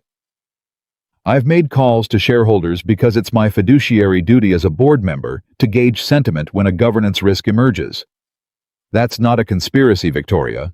That's the job." "Then let's talk about the job," Victoria said, and opened her own folder for the first time. "Because I think the actual governance risk in this room isn't a man named Nathan Brooks. It's a board member who spent the last several days lobbying shareholders to distrust their CEO, based on a photograph of her laughing in a backyard." "This isn't about the photograph," Richard snapped, some of his composure slipping for the first time. "It's about optics and pattern of judgment, and whether the market can trust that the person running this company is making decisions with a clear head, or whether she's what, Richard?" Victoria's voice cut clean and cold across the table. "Say it. Say the word you're circling." A long pause. Richard didn't say it. He didn't have to. Everyone at the table had already heard the shape of it hovering unspoken. Distracted, compromised, unfit words men had used for 100 years to describe women who dared to have a life alongside their power. "I move," Richard said instead, opening his folder, "that the board formally request Ms. Sterling issue a public statement clarifying and, given the circumstances, distancing herself from this relationship in the interest of restoring market confidence and shareholder trust." Another director, an older man named Franklin Ostro, who'd sat on the board since Victoria's father's era and rarely spoke unless the matter genuinely troubled him, cleared his throat. "Richard, with respect, are we seriously proposing to dictate who our CEO is allowed to love? Because I've sat on a lot of boards in 40 years, and I've never once seen us pass a resolution about a man's girlfriend. I'd like someone to explain to me why this is different." "It's different," Richard said, "because of who he is, a claims administrator. No wealth, no pedigree, no connection to this industry beyond a brother-in-law who drives a truck for one of our contractors. It raises questions about motive that a more comparable match wouldn't raise. Victoria felt something ignite in her chest, sharp and clean, the specific fury of hearing someone she loved reduced to a background check. "Say that again," she said very quietly, "and be careful how you say it." Richard, sensing he'd overstepped some line, but unwilling to retreat entirely, adjusted his tone without changing his substance. "I'm simply raising the questions our shareholders are already asking Victoria. Is this man after your money? Is your judgment compromised by—" "Nathan Brooks," Victoria said, standing now her palms flat on the table, "has never once asked me for a single dollar. Not a job, not an investment, not an introduction to a single person in my network. In 3 months, the only thing that man has ever asked of me is that I show up and be honest and let his 8-year-old daughter tell me stories about her hamster. Meanwhile, in that same 3 months, you, Richard, have made calls to at least 4 major shareholders that I know of actively working to undermine my position, using a private relationship as your instrument. If we want to talk about motive in this room, I don't think mine is the one that needs examining." Richard's face had gone red. "This is exactly the kind of emotional reasoning that concerns the board, Victoria. You're not thinking clearly. I am thinking with more clarity than I have in a decade, Richard," Victoria said, and something in her voice made even Franklin Ostro sit up straighter. "For 20 years I ran this company the way my father taught me. Never show weakness, never let anyone see you need anything, measure every relationship by what it can do for the bottom line. And you know what? That got me. An empire and an empty house. 14 rooms, and not one voice waiting to say my name at the end of the day. Nathan Brooks walked into my life and didn't want a single thing from it. And for the first time since I was a young woman, I remembered what it felt like to be a person instead of a brand. I am not renouncing that. Not for a stock price, not for you." The silence that followed lasted long enough that the low hum of the building's climate system became audible, a strange, mundane sound underneath the weight of what had just been said. Richard recovered first, his voice tight. "Then I'll call the vote. All in favor of requiring a formal statement distancing Ms. Sterling from this relationship as a condition of maintaining board confidence." "Before you call anything," Victoria interrupted, "I want the room to know something else. Something I only confirmed this morning, which is part of why I asked for this meeting rather than waiting to be summoned to one." She reached into her folder and withdrew a slim stack of documents, laying them on the table with a deliberateness that drew every eye in the room.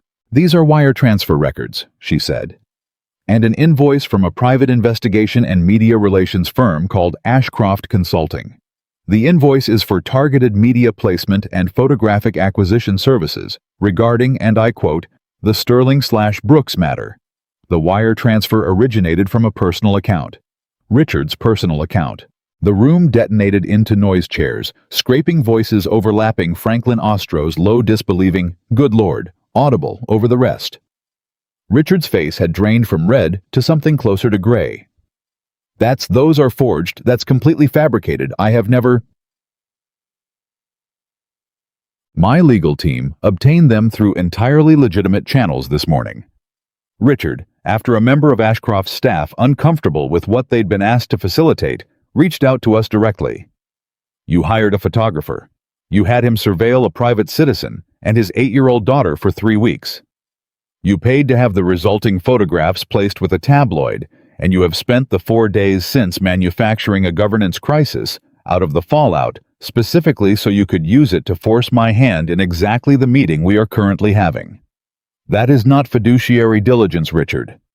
That is a coordinated campaign to destroy a private family in order to seize my chair. This is—" Richard's voice cracked, all the polish gone from it now, replaced by something desperate and cornered. "This is a smear. This is exactly the kind of emotional manipulation I warned this board about. Would you like to explain the wire transfer, Richard?" Franklin Ostro asked, his voice flat and hard, in a way none of them had heard from him in years.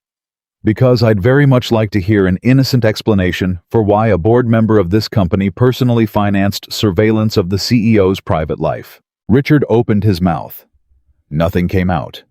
In 22 years of board meetings, in a career built on always having the smooth answer ready, Richard Callahan found himself for the first time with nothing at all to say. "I'll make this simple," Victoria said into the silence he left. "Any company that protects its stock price by sacrificing an innocent child no longer deserves to exist. And any board member willing to weaponize a little girl's private life to seize control of a company he didn't build does not deserve to sit at this table." I'm not asking for a vote on my relationship with Nathan Brooks.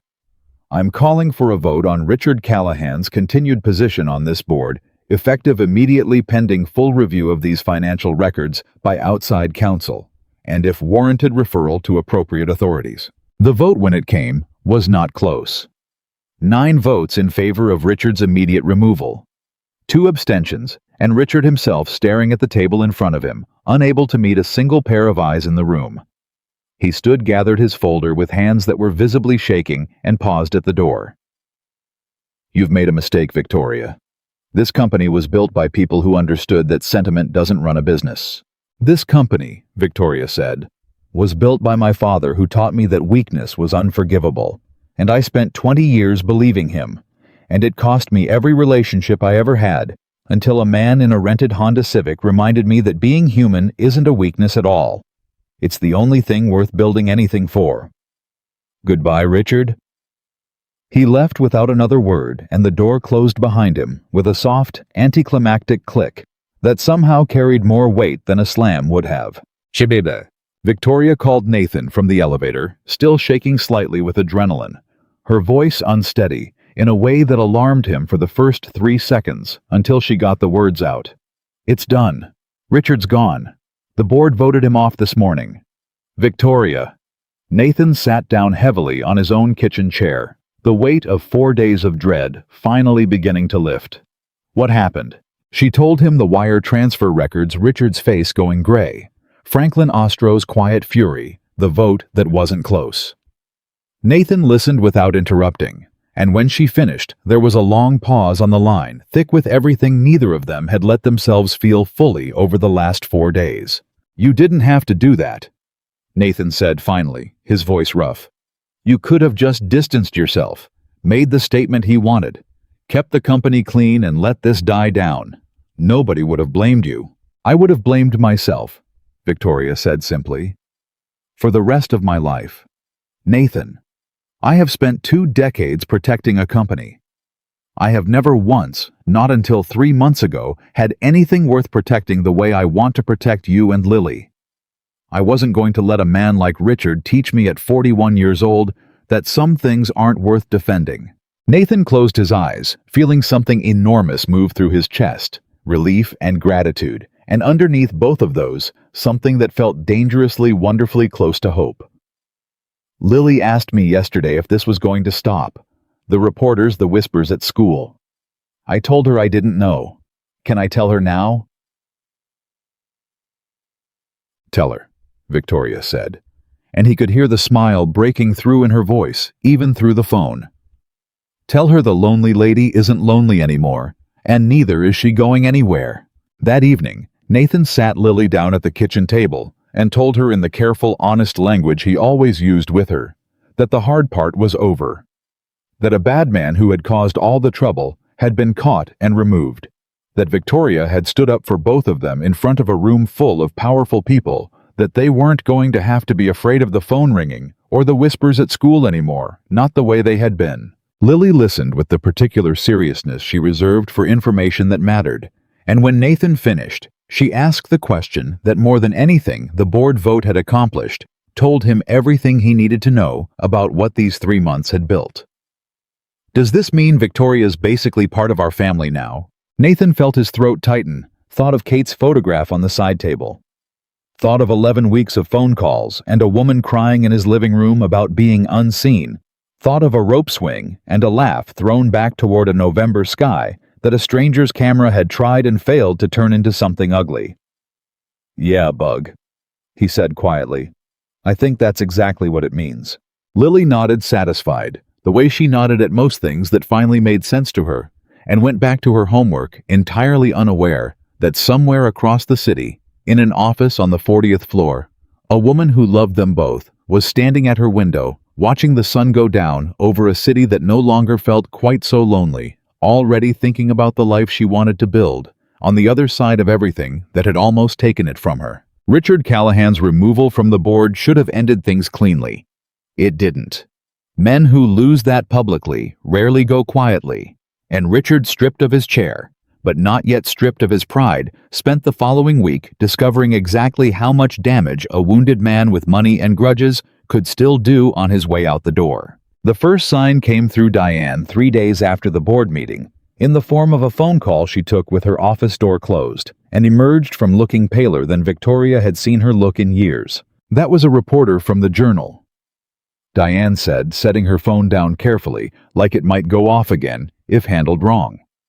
Someone's shopping around a story that Richard didn't just hire the photographer, that he's been quietly encouraging 2 of your largest institutional shareholders to file a formal complaint with the SEC, alleging you used board resources to fabricate evidence against him in order to eliminate a political rival. Victoria felt her stomach drop.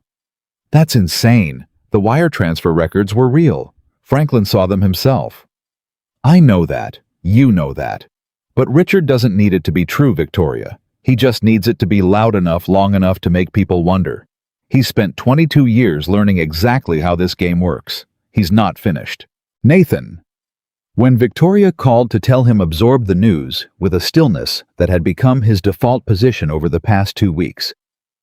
Not passivity she'd come to understand, but a kind of grim, methodical calm. The same calm he probably used at his old desk when a claim came in that looked bad on paper and needed careful handling before anyone panicked. What does he actually want? Nathan asked. At this point, he's off the board. What's left for him to gain? I don't think he wants to gain anything anymore, Victoria said slowly, working it out as she said it. I think he wants to make sure that even if he goes down, he takes something with him. My reputation, the company's stability, maybe both. Wounded pride doesn't calculate cost-benefit the way a rational actor does, Nathan. It just wants to hurt something on the way out. That's a terrifying way to describe a man who's still got money and lawyers. It's an accurate way, Victoria said grimly. She hung up and sat at her desk for a long time, staring at the same skyline that had witnessed every turning point of the last 4 months, the sleepless night after the gala. The call she'd almost not made the night she'd cried on Nathan's couch, the morning she'd walked into a boardroom and gambled everything on a stack of wire transfer records. She thought about her father, dead 6 years now, and the specific brand of ruthlessness he'd have brought to a situation like this. Crush it, fast. Crush it, completely worry about the collateral damage. Never. She'd spent her whole life trying to be exactly that kind of leader, and it had cost her, she now understood, more than it had ever earned her. She picked up the phone and called her general counsel instead of her father's ghost. I want a full forensic audit, she said. Everything. Every dollar Richard Callahan touched in his 22 years on this board. Every consulting contract, every vendor relationship, every donation to a nonprofit that happened to employ his nephew. If he wants a war of documentation, I want to make sure we're the ones holding all the paper when it's over. The audit took 11 days, and what it surfaced went considerably beyond a single wire transfer to a surveillance firm, Richard Callahan. It turned out had spent nearly a decade quietly steering contracts toward companies with connections to his extended family. Nothing dramatic enough to have triggered scrutiny on its own. Small enough to hide in the margins of a company that processed thousands of vendor relationships a year, but substantial enough in aggregate to represent millions of dollars diverted from more competitive bids. None of it had anything to do with Nathan. All of it had everything to do with the kind of man Richard actually was, underneath the tailored suits and the concerned shareholder language, a man who had learned over 2 decades exactly how much a company the size of Sterling Logistics could absorb, before anyone noticed what was missing. Victoria sat with her general counsel and the head of internal audit in a conference room that felt considerably less charged than the one where she'd faced Richard down 2 weeks earlier, going through the findings page by page, and felt something colder than anger settle over her. The particular clarity of understanding that the man who'd tried to weaponize her private life had for years been quietly bleeding the company she'd inherited from her father. "What do you want to do with this?" her general counsel asked, closing the file. Victoria thought about it for a long moment. Part of her, the part her father had raised, the part that had built an empire on ruthlessness, wanted to bury Richard so completely that his name became a cautionary tale whispered in boardrooms for the next 30 years. But another part of her, the part that had grown these past 4 months in kitchens and school gymnasiums and on a rope swing under an oak tree, wanted something different. Not mercy exactly, something closer to precision. "We're not going public with a smear campaign," she said finally. "We're not going to fight him with his own weapons. We're going to hand every documented finding to the SEC and the appropriate authorities in full, with full cooperation, and let the process work the way it's supposed to work. No leaks, no tabloid placements, no hired photographers. We beat him by being exactly what he wasn't." "That's the slower path," her counsel warned. "Public opinion moves faster than regulatory investigations. If he keeps talking to reporters in the meantime, the story could stay muddy for months." "Then it stays muddy for months," Victoria said. "I'm not interested in winning a fight the way Richard fights. I've had enough of that kind of winning. It cost me 20 years, and it nearly cost me the only 2 people who've made me want something different." Her general counsel studied her for a moment, then nodded, something like respect moving across his face. "Your father would have gone nuclear on this within the hour." "I know," Victoria said. "That's exactly why I'm not going to." Doug. Nathan's reinstatement at the insurance company came through 2 weeks later, delivered by Gary Fitch with considerably more warmth than his previous calls. Now that the story had shifted decisively in Nathan's favor, the SEC referral had leaked, as these things always eventually did, and the narrative in the press had pivoted almost overnight from Billionaire's scandalous secret to disgraced board members' smear campaign, exposed with Nathan recast awkwardly and without his consent as a sympathetic figure caught in someone else's corporate war. "We'd like you back full-time," Gary said, not quite meeting Nathan's eyes. The particular shame of a man who knew he'd folded too easily under pressure and was now hoping it wouldn't be mentioned. "No hard feelings, I hope. Corporate got a little jumpy there for a while."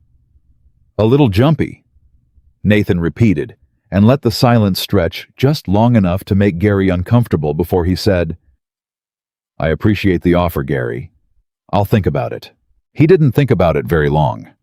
Whatever bitterness lingered from the administrative leave, from the 2 weeks of not knowing whether he'd have a job to return to, from watching Lily's school life get quietly poisoned by adults who should have known better, none of it changed the fundamental math of his life. He had a mortgage. He had a daughter who needed stability more than she needed a father making a righteous point about corporate cowardice.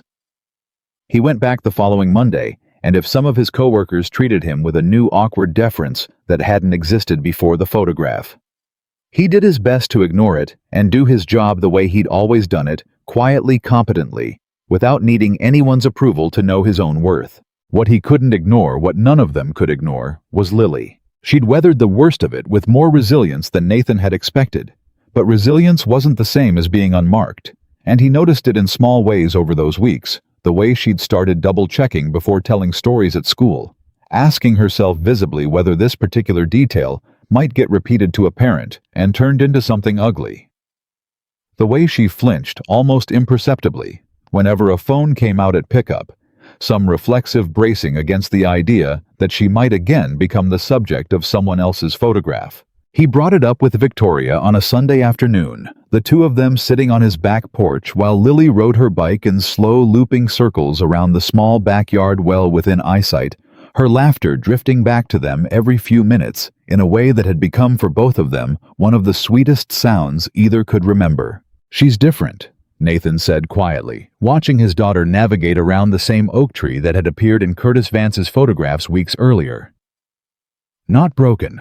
Just more careful than an 8-year-old should have to be. I don't know how to fix that." "I don't know if you can fix it," Victoria admitted. "I don't know if anyone can unteach a child that the world might be watching before she's ready for that." But I think you can build enough safety around her that it matters less over time. I think that's the best any of us can do. You've been thinking about this. I've been thinking about a lot of things, Victoria said, and there was something in her voice that made Nathan turn to look at her fully. I've been thinking about how much of my company's culture actually reflects the world I want Lily growing up in, and the honest answer is not much. We don't have real flexibility for single parents. We don't have meaningful childcare support. We have policies my father wrote 30 years ago that assume every employee has a spouse at home managing the parts of life that don't fit neatly into a workday. And that assumption was already wrong when he wrote it, and it's laughably wrong now. What are you saying?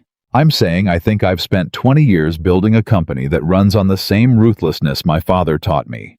And I think that ruthlessness is exactly what almost cost me you and Lily. I don't want to run the company that way anymore. I don't think I can honestly not after everything that's happened.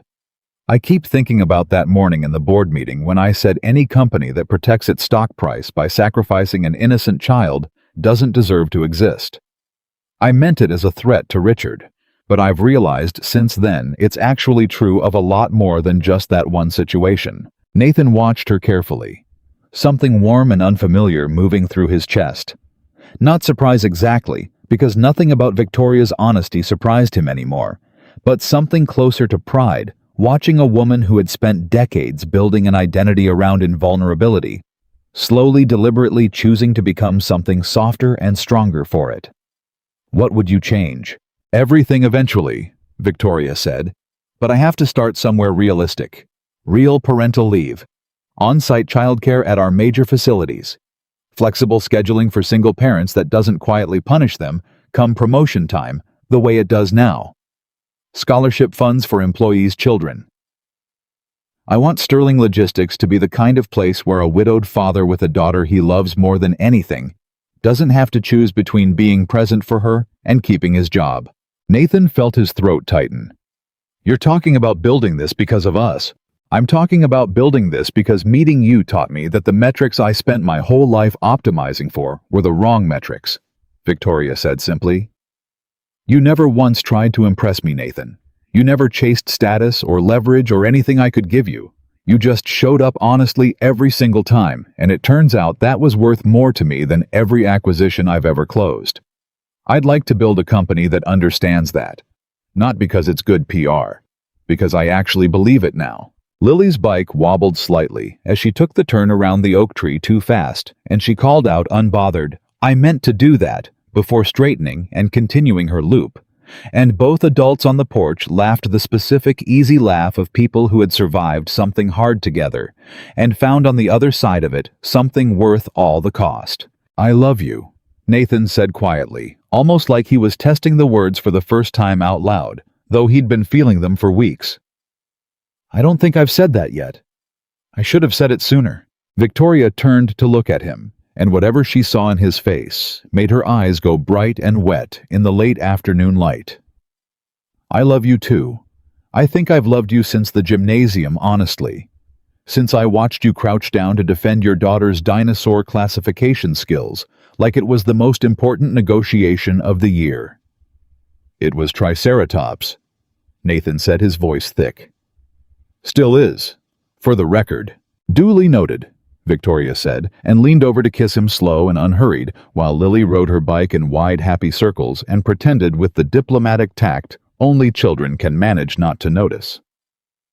The SEC investigation into Richard Callahan concluded 3 months later, well outside the frantic news cycle that had once consumed both their lives. In the quiet, unglamorous way most white-collar investigations conclude: a settlement, a substantial fine, an agreement barring him from serving on the board of any publicly traded company for a period of 10 years.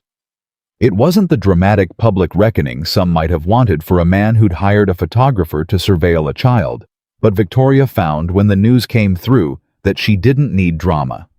She needed it to be over, and it was. Diane brought her the settlement paperwork on a quiet Tuesday morning, setting it on her desk with none of the urgency that had defined their interactions 4 months earlier. It's done, officially done. He's out permanently, and the fine is substantial enough that I doubt he'll be trying anything like this again anytime soon." Victoria looked at the paperwork for a long moment, then set it aside without much ceremony. "Good. File it. I don't need to look at his name again if I can help it. How are you feeling?" Victoria considered the question honestly, the way she'd learned to consider most questions since Nathan walked into her life. "Lighter," she said finally. "Like I put down something I'd been carrying so long I forgot it was heavy."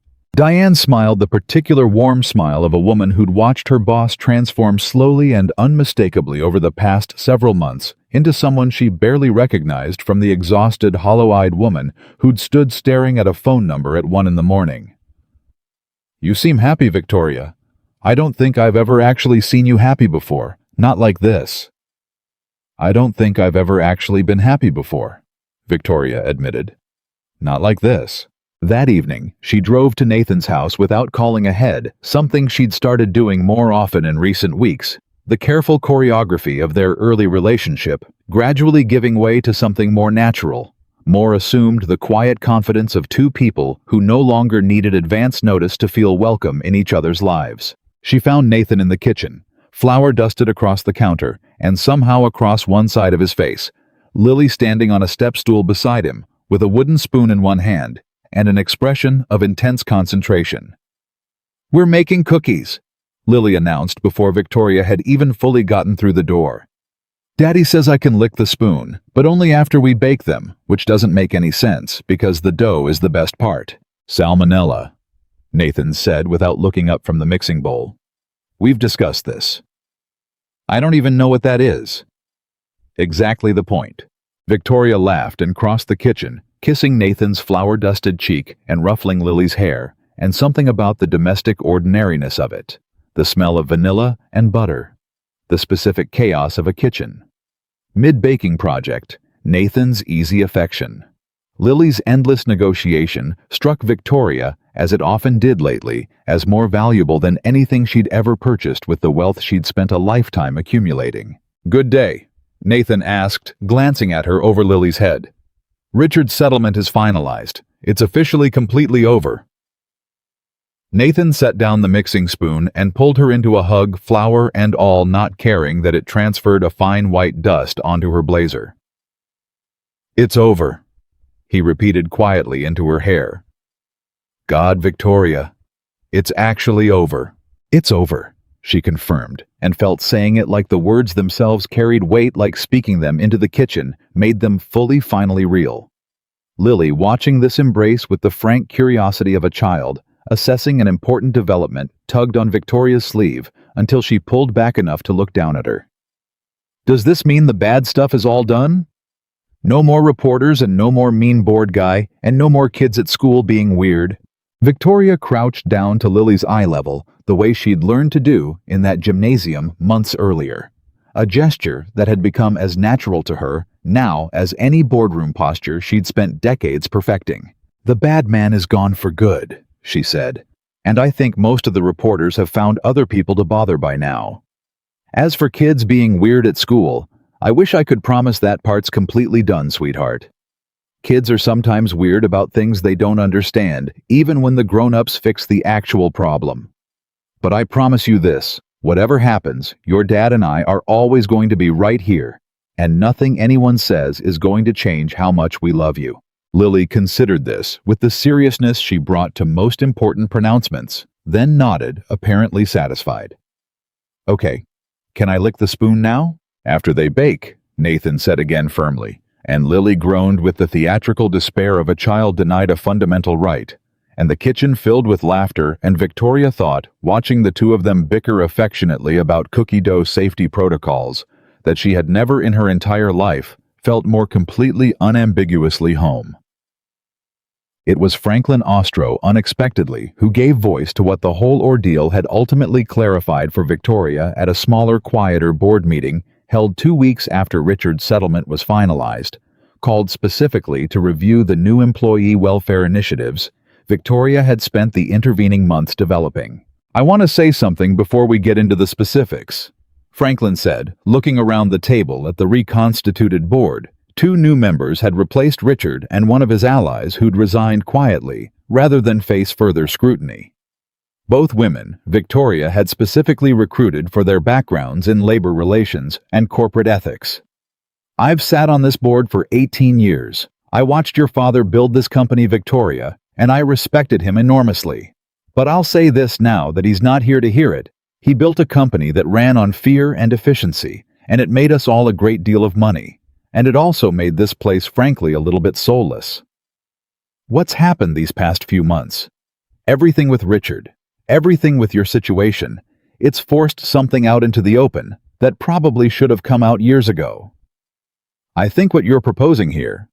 He tapped the folder in front of him, containing the parental leave expansions, the child care initiatives, the scholarship programs, "is the first time in 18 years I've felt genuinely proud to be associated with this company, rather than just well compensated by it." Victoria felt something tighten in her throat unexpected, and had to take a moment before responding. "Thank you, Franklin. That means more than you probably realize." "I mean it," he said. "Your father built an empire. I think you might actually be building something worth having." The initiatives passed unanimously. The new parental leave policy extending paid time for both primary and secondary caregivers well beyond industry standard. The on-site childcare pilot program at the 3 largest distribution facilities. The scholarship fund named at Victoria's specific insistence, and over the mild embarrassment of the man, it honored the Brooks Family Educational Trust established for the children of Sterling Logistics employees, who'd lost a parent, a detail Nathan hadn't learned about until Victoria told him that evening, and which left him too moved to speak for nearly a full minute. "You didn't have to name it after us," he finally managed. "I wanted to," Victoria said. "I wanted something good to come out of all of it. Something that outlasts Richard, outlasts the tabloids, outlasts every ugly thing that tried to tear us apart these past few months. I wanted there to be some permanent proof that what almost destroyed us actually built something better instead." Nathan pulled her close, and for a long moment, neither of them said anything at all, standing together in the small living room with Kate's photograph watching from the side table, the ghost of one love making silent, generous room for the arrival of another. Exactly the way Nathan had once told Victoria, love actually worked.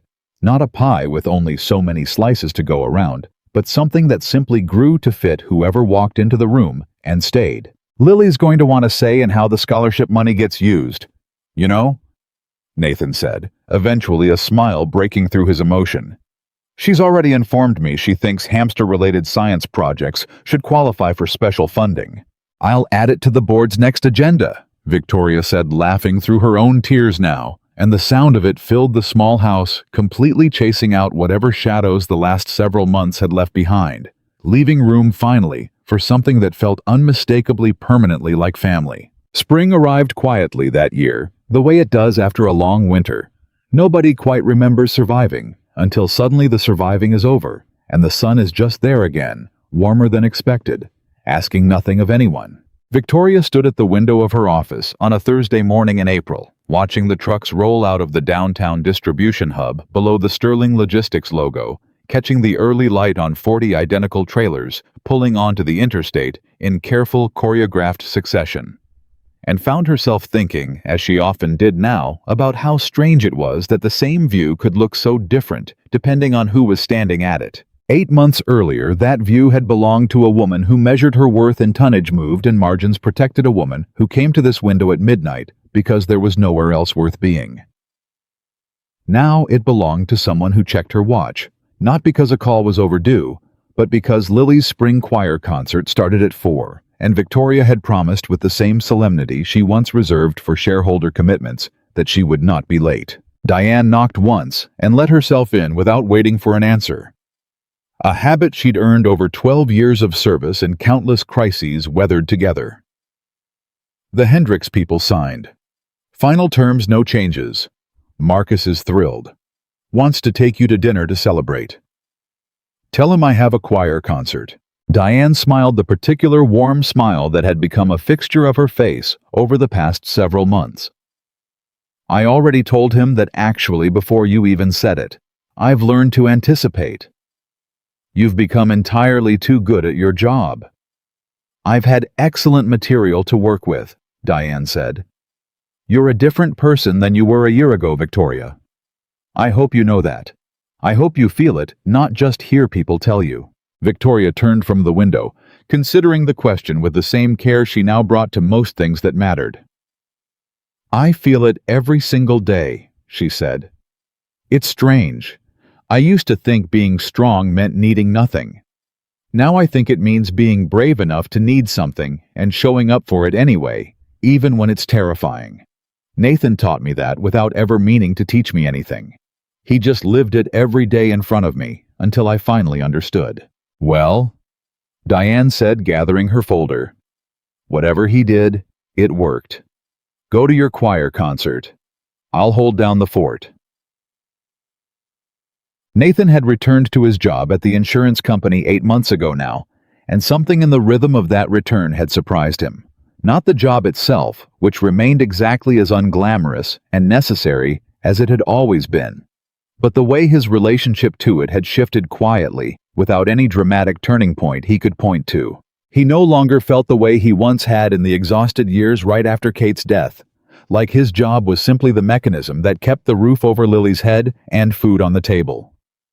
A means to an end he rarely examined too closely, because examining it too closely felt dangerous, like pulling on a thread that might unravel the fragile stability he'd built. Now he found something almost like satisfaction in the daily rhythm of it, reviewing claims, carefully advocating for policyholders who'd been shortchanged by adjusters looking to close files quickly, rather than fairly mentoring 2 younger employees who'd sought him out. Specifically, they told him because they'd heard he was the kind of person who did the job right, even when nobody was watching. He'd been offered a promotion in February, regional claims manager, a title with more money attached to it and considerably more hours, and had turned it down without much internal debate. A decision that would have been unthinkable to him a year earlier, when every dollar mattered in ways that shaped every choice. "You could have taken that job," Victoria said to him one evening, not with any judgment in it, just genuine curiosity. The two of them sitting on his porch while Lily did homework at the kitchen table inside, close enough that they could hear her occasionally muttering complaints about long division through the screen door. "I could have," Nathan agreed. "The money would have been nice, but it meant travel longer hours, less time for pickup and drop-off and dinner and homework. I spent 2 years after Kate died, terrified that if I wasn't perfectly present for Lily every single moment, I'd somehow fail her the way I couldn't stop failing to save her mother. I'm past that fear now mostly, but I'm not past knowing what actually matters. The promotion wasn't going to make me happier. It was just going to make me busier." Victoria reached over and took his hand, calloused in a way none of the hands in her previous life had ever been, and found, as she often did, that she preferred it that way. "I used to think ambition and contentment were the same thing," she said. "I've learned they're not even related most of the time. I spent 20 years chasing the first one and it never once produced the second. And now I have both," Victoria said, "for the first time in my life, and it turns out contentment was never about having more. It was about having the right things." The choir concert that afternoon took place in the same gymnasium where Lily had once played a shaky, triumphant Für Elise nearly a year earlier, though the folding chairs had been rearranged and the sheet cake on the refreshment table now read, "Congratulations, singers," instead of "Great job, musicians." Small differences that struck Victoria sitting in the 3rd row this time, rather than hiding in the back as evidence of just how far they'd all traveled since that recital. She no longer needed to hide. That was the thing that struck her most, watching Nathan settle into the seat beside her, his arm slung easily across the back of her chair. Neither of them flinching at the parents who glanced their way. Some out of simple curiosity, most with nothing more than the mild, unbothered recognition reserved for any 2 parents attending their child's school event.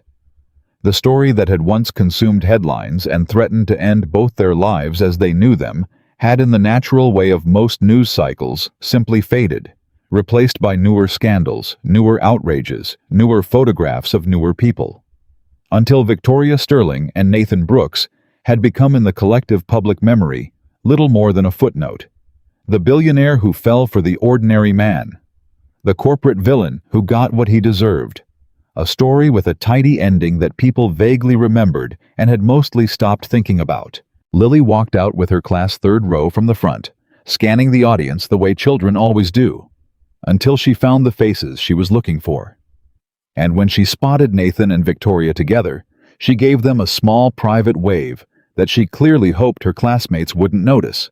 And Victoria felt something in her chest swell so large it was almost uncomfortable. The choir sang 3 songs off-key, in the specific endearing way elementary school choirs are always off-key. Lily's voice occasionally rising slightly too enthusiastically above the others during the parts she apparently liked best. And Victoria found herself once again clapping harder than anyone else in the row. "You really do clap, like you're putting out a fire," Nathan murmured, leaning close. "Someone told me that once," Victoria said. "I decided I liked it too much to stop." After the concert in the crowded cake-smelling chaos of the gymnasium, Lily found them immediately pigtails slightly askew from an afternoon of singing with enthusiasm rather than precision, and threw her arms around Victoria's waist with the easy, unguarded affection that had become entirely natural between them over the past year. "Did you hear me? I sang the loud part extra loud." "I heard you specifically," Victoria said. "I could pick your voice out of the whole choir." Really, you have a very distinctive loud part." Lily beamed, accepting this as the highest possible compliment, and then holding one of Victoria's hands, and one of Nathan's swinging slightly between them, the way children do when they're happy and don't quite know what to do with the extra energy of it. She asked the question that would end up, though none of them knew it yet, marking the true close of everything that had started at a gala nearly a year before. "Does this mean you're coming home with us for dinner?" It was such a small question, ordinary in every way. An 8-year-old's questions tend to be ordinary, but Victoria felt the full weight of everything it actually meant land on her at once. Not just an invitation to dinner, but an invitation into a life. An acknowledgement spoken with the effortless honesty only children manage that Victoria had stopped being a visitor in their world sometime in the past year, and had simply, without any formal ceremony, become part of it. "For as long as you'll have me," Victoria said, and meant it as completely as she had ever meant anything in her life. Nathan looked at the 2 people he loved most in the world, standing in a school gymnasium that still smelled faintly of sheet cake and floor wax, and felt something settle in his chest that he recognized with something like wonder as peace. Not the temporary peace of a good day, but something deeper and more permanent. The particular peace of a man who had once believed he'd spent his one great love and had discovered against every reasonable expectation that love simply made room for more when the right person walked through the door and refused to leave. He realized watching Victoria crouch down to hear the rest of Lily's excited recap of the concert that the billionaire hadn't saved his life the way the tabloids had once tried to frame it, hadn't swept in with money and rescued the way stories like theirs were so often told. She'd simply reminded him of something he'd known once, a long time ago, before grief had made him forget it. That kindness, honesty, and the people who choose to stay, even when staying, costs them something, were the only riches that had ever actually mattered. The following autumn, exactly 14 months after the night Victoria first crossed a crowded ballroom because a stranger's smile had caught her attention, Sterling Logistics announced its new Family Sustainability Initiative at a press conference that looked nothing like the chaotic media circus that had once surrounded the company's name.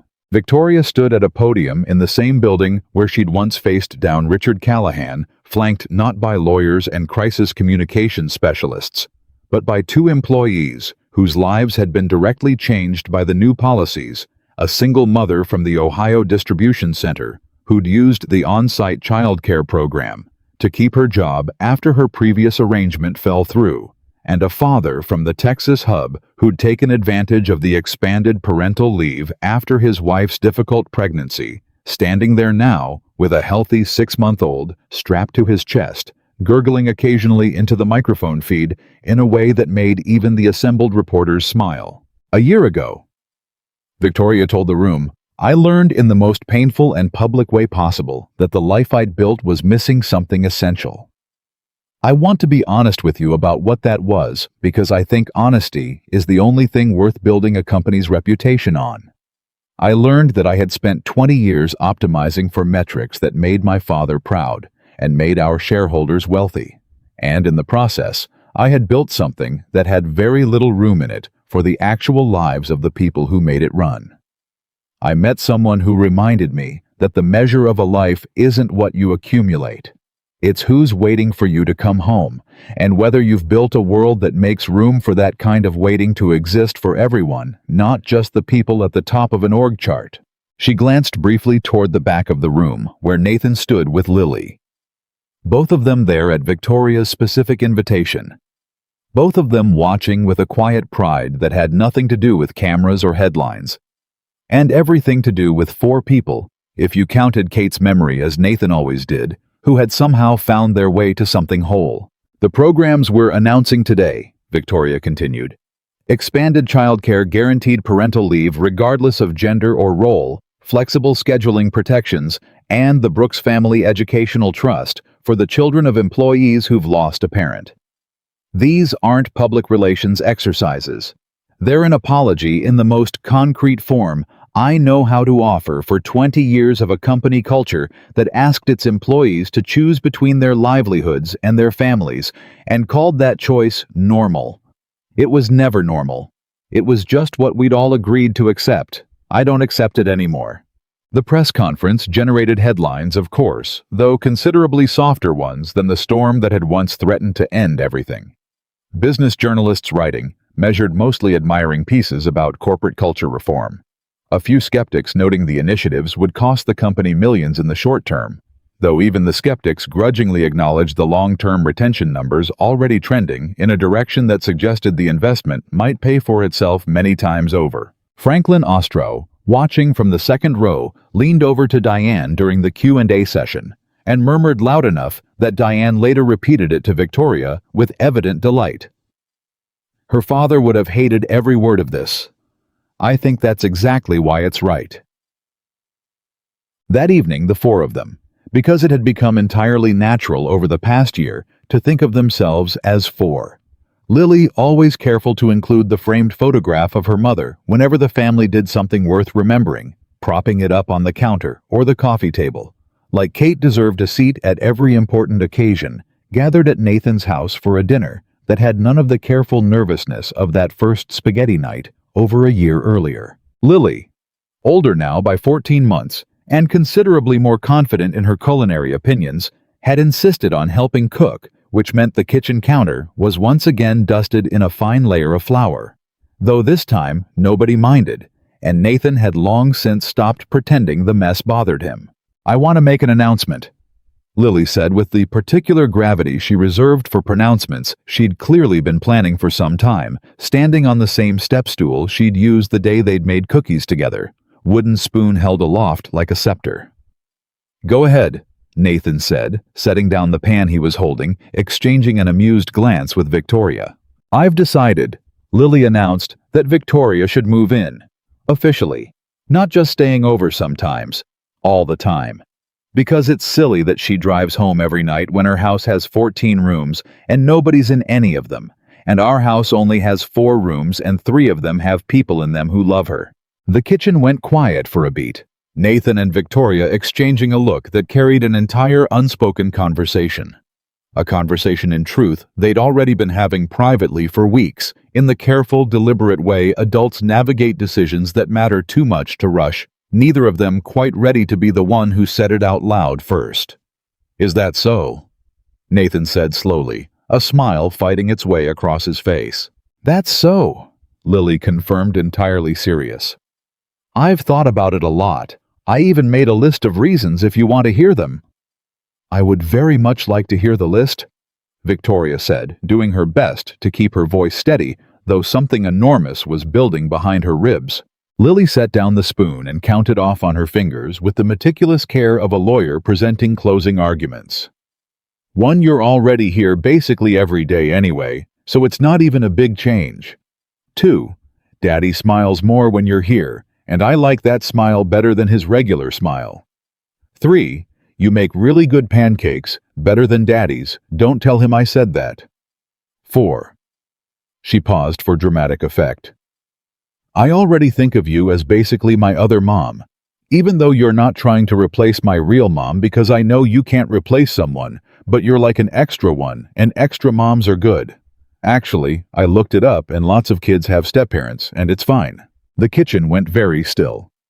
Nathan's eyes had filled, and he made no attempt this time to hide it, and Victoria felt tears sliding down her own face freely, without any of the old instinct to apologize for them or explain them away. Lily, Nathan said, his voice thick. That might be the best speech I've ever heard. So can she move in? Nathan looked at Victoria, and in his eyes was a question that went considerably deeper than the logistics of moving boxes and changing addresses. A question about whether she was ready. Whether either of them was ready to make permanent what had started as two strangers talking at a gala. Neither of them had wanted to attend. I would like that more than almost anything, Victoria said, answering both Lily and Nathan at once, her voice unsteady with the particular joy that comes only after real fear has been survived. If your dad wants that too. I've wanted that for months, Nathan admitted, crossing the kitchen to take her hands. I just didn't know how to ask a woman who owns 14 rooms to trade them for 4. I'd trade 14 empty rooms for 4 full ones every single time, Victoria said. I already have. I think I traded them the night I called you the first time, and you were up to your elbows in blue and red dishwater. Best crime scene of my life, Nathan said, laughing through his tears now, and pulled her into a hug that Lily immediately gleefully insisted on joining, wrapping her arms around both of them, until the three of them stood together in the small, flour-dusted kitchen, laughing and crying in the particular tangled way families do when something has finally fully arrived. They were married the following spring in a ceremony deliberately small and deliberately unglamorous, held in the backyard beneath the same oak tree that had once held Lily's rope swing, and briefly a stranger's hidden camera. A detail Victoria insisted on over the objections of an event planner who couldn't understand why a woman with Victoria's resources wanted a 50-person backyard wedding instead of the kind of lavish affair the society pages would have devoured. I've had lavish, Victoria told the planner, with a patience that would have astonished the woman she'd been 2 years earlier. I want small. I want it to feel like us. Lily served as the flower girl, taking the role with a seriousness that bordered on the theatrical, scattering rose petals along the aisle with the focused precision of a surgeon, and stopping midway to make sure everyone had noticed her technique before continuing. Diane cried through the entire ceremony unabashedly in the front row, and Franklin Ostro gave a brief gruff toast at the small reception afterward that ended with him raising his glass and declaring to general laughter and a few surprised tears. To the CEO, who taught an old board that sentiment properly directed builds a stronger company than fear ever did. Nathan, standing beneath the oak tree, in a suit that fit him considerably better than the one he'd worn to that first gala, watched Victoria walk toward him across a backyard full of people who genuinely loved them both. No cameras, no headlines, no board members calculating leverage, and felt the full arc of the past 2 years settle into something he could finally call complete. You're the only person here who hasn't tried to impress me, he murmured when she reached him, echoing the words she'd said to him at that first gala so long ago. Now it sometimes felt like it belonged to different people entirely. I stopped trying to impress you a long time ago, Victoria said, smiling through happy tears. I decided just being honest with you worked a lot better. It did, Nathan said. It does. It's the best thing that's ever happened to me aside from her. He nodded toward Lily, who was currently attempting to convince Mrs. Alvarez, seated in the second row, that the flower petal technique she'd just demonstrated deserved some kind of formal recognition. Aside from her, Victoria agreed, and I intend to spend the rest of my life making sure both of you know exactly how much you're loved every single day, no matter what else is happening in the world. They exchanged vows that were simple and unrehearsed promises about showing up, about honesty over performance, about building a life measured in the small, unglamorous moments, spaghetti dinners and piano recitals and choir concerts and school pickups, rather than in the acquisitions and headlines that had once defined success for one of them and simple survival for the other. When the officiant finally pronounced them married, the small backyard erupted into applause. Lily clapping loudest of all, harder than anyone, exactly the way Victoria had once clapped for her at a recital in a gymnasium that smelled like sheet cake and possibility. Years from now, when people ask Lily Brooks about her childhood, and people do ask occasionally because the story of the billionaire and the single father had, despite everyone's best efforts at privacy, become something of a quiet local legend, retold at dinner parties and school reunions, with the soft edges time gives to stories that end well. She tells them the truth simply without embellishment. She tells them her father was the strongest person she ever knew, not because he was rich or famous or powerful, but because he got up every single day after losing the love of his life and made breakfast anyway, packed lunches anyway, showed up for every recital and every science fair and every ordinary Tuesday. Anyway, without once making her feel like his exhaustion was her burden to carry. She tells them that her other mother, because that's what she calls Victoria, now has called her that since she was 8 years old, and made a very serious list of reasons why an extra mom was a good thing, actually taught her that the biggest house in the world means nothing if there's nobody inside it waiting for you, and that the richest people aren't always the ones with the most money, but the ones who know exactly who they'd give everything up for. She tells them that her family was built not out of convenience or circumstance, but out of two people who chose each other deliberately, honestly. Even when choosing each other cost them nearly everything: a career, a reputation, a fragile peace. Neither of them had realized they still needed, and that watching them make that choice over and over in board meetings and kitchens and school gymnasiums, and finally beneath an oak tree on a spring afternoon, taught her more about what actually matters in this life than any lesson she ever learned in a classroom.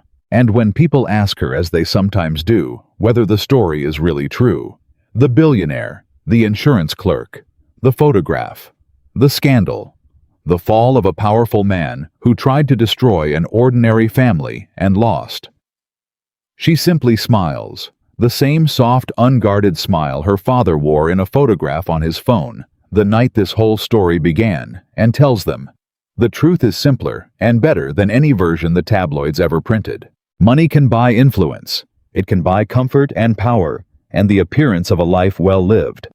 But it cannot buy the thing her father had all along.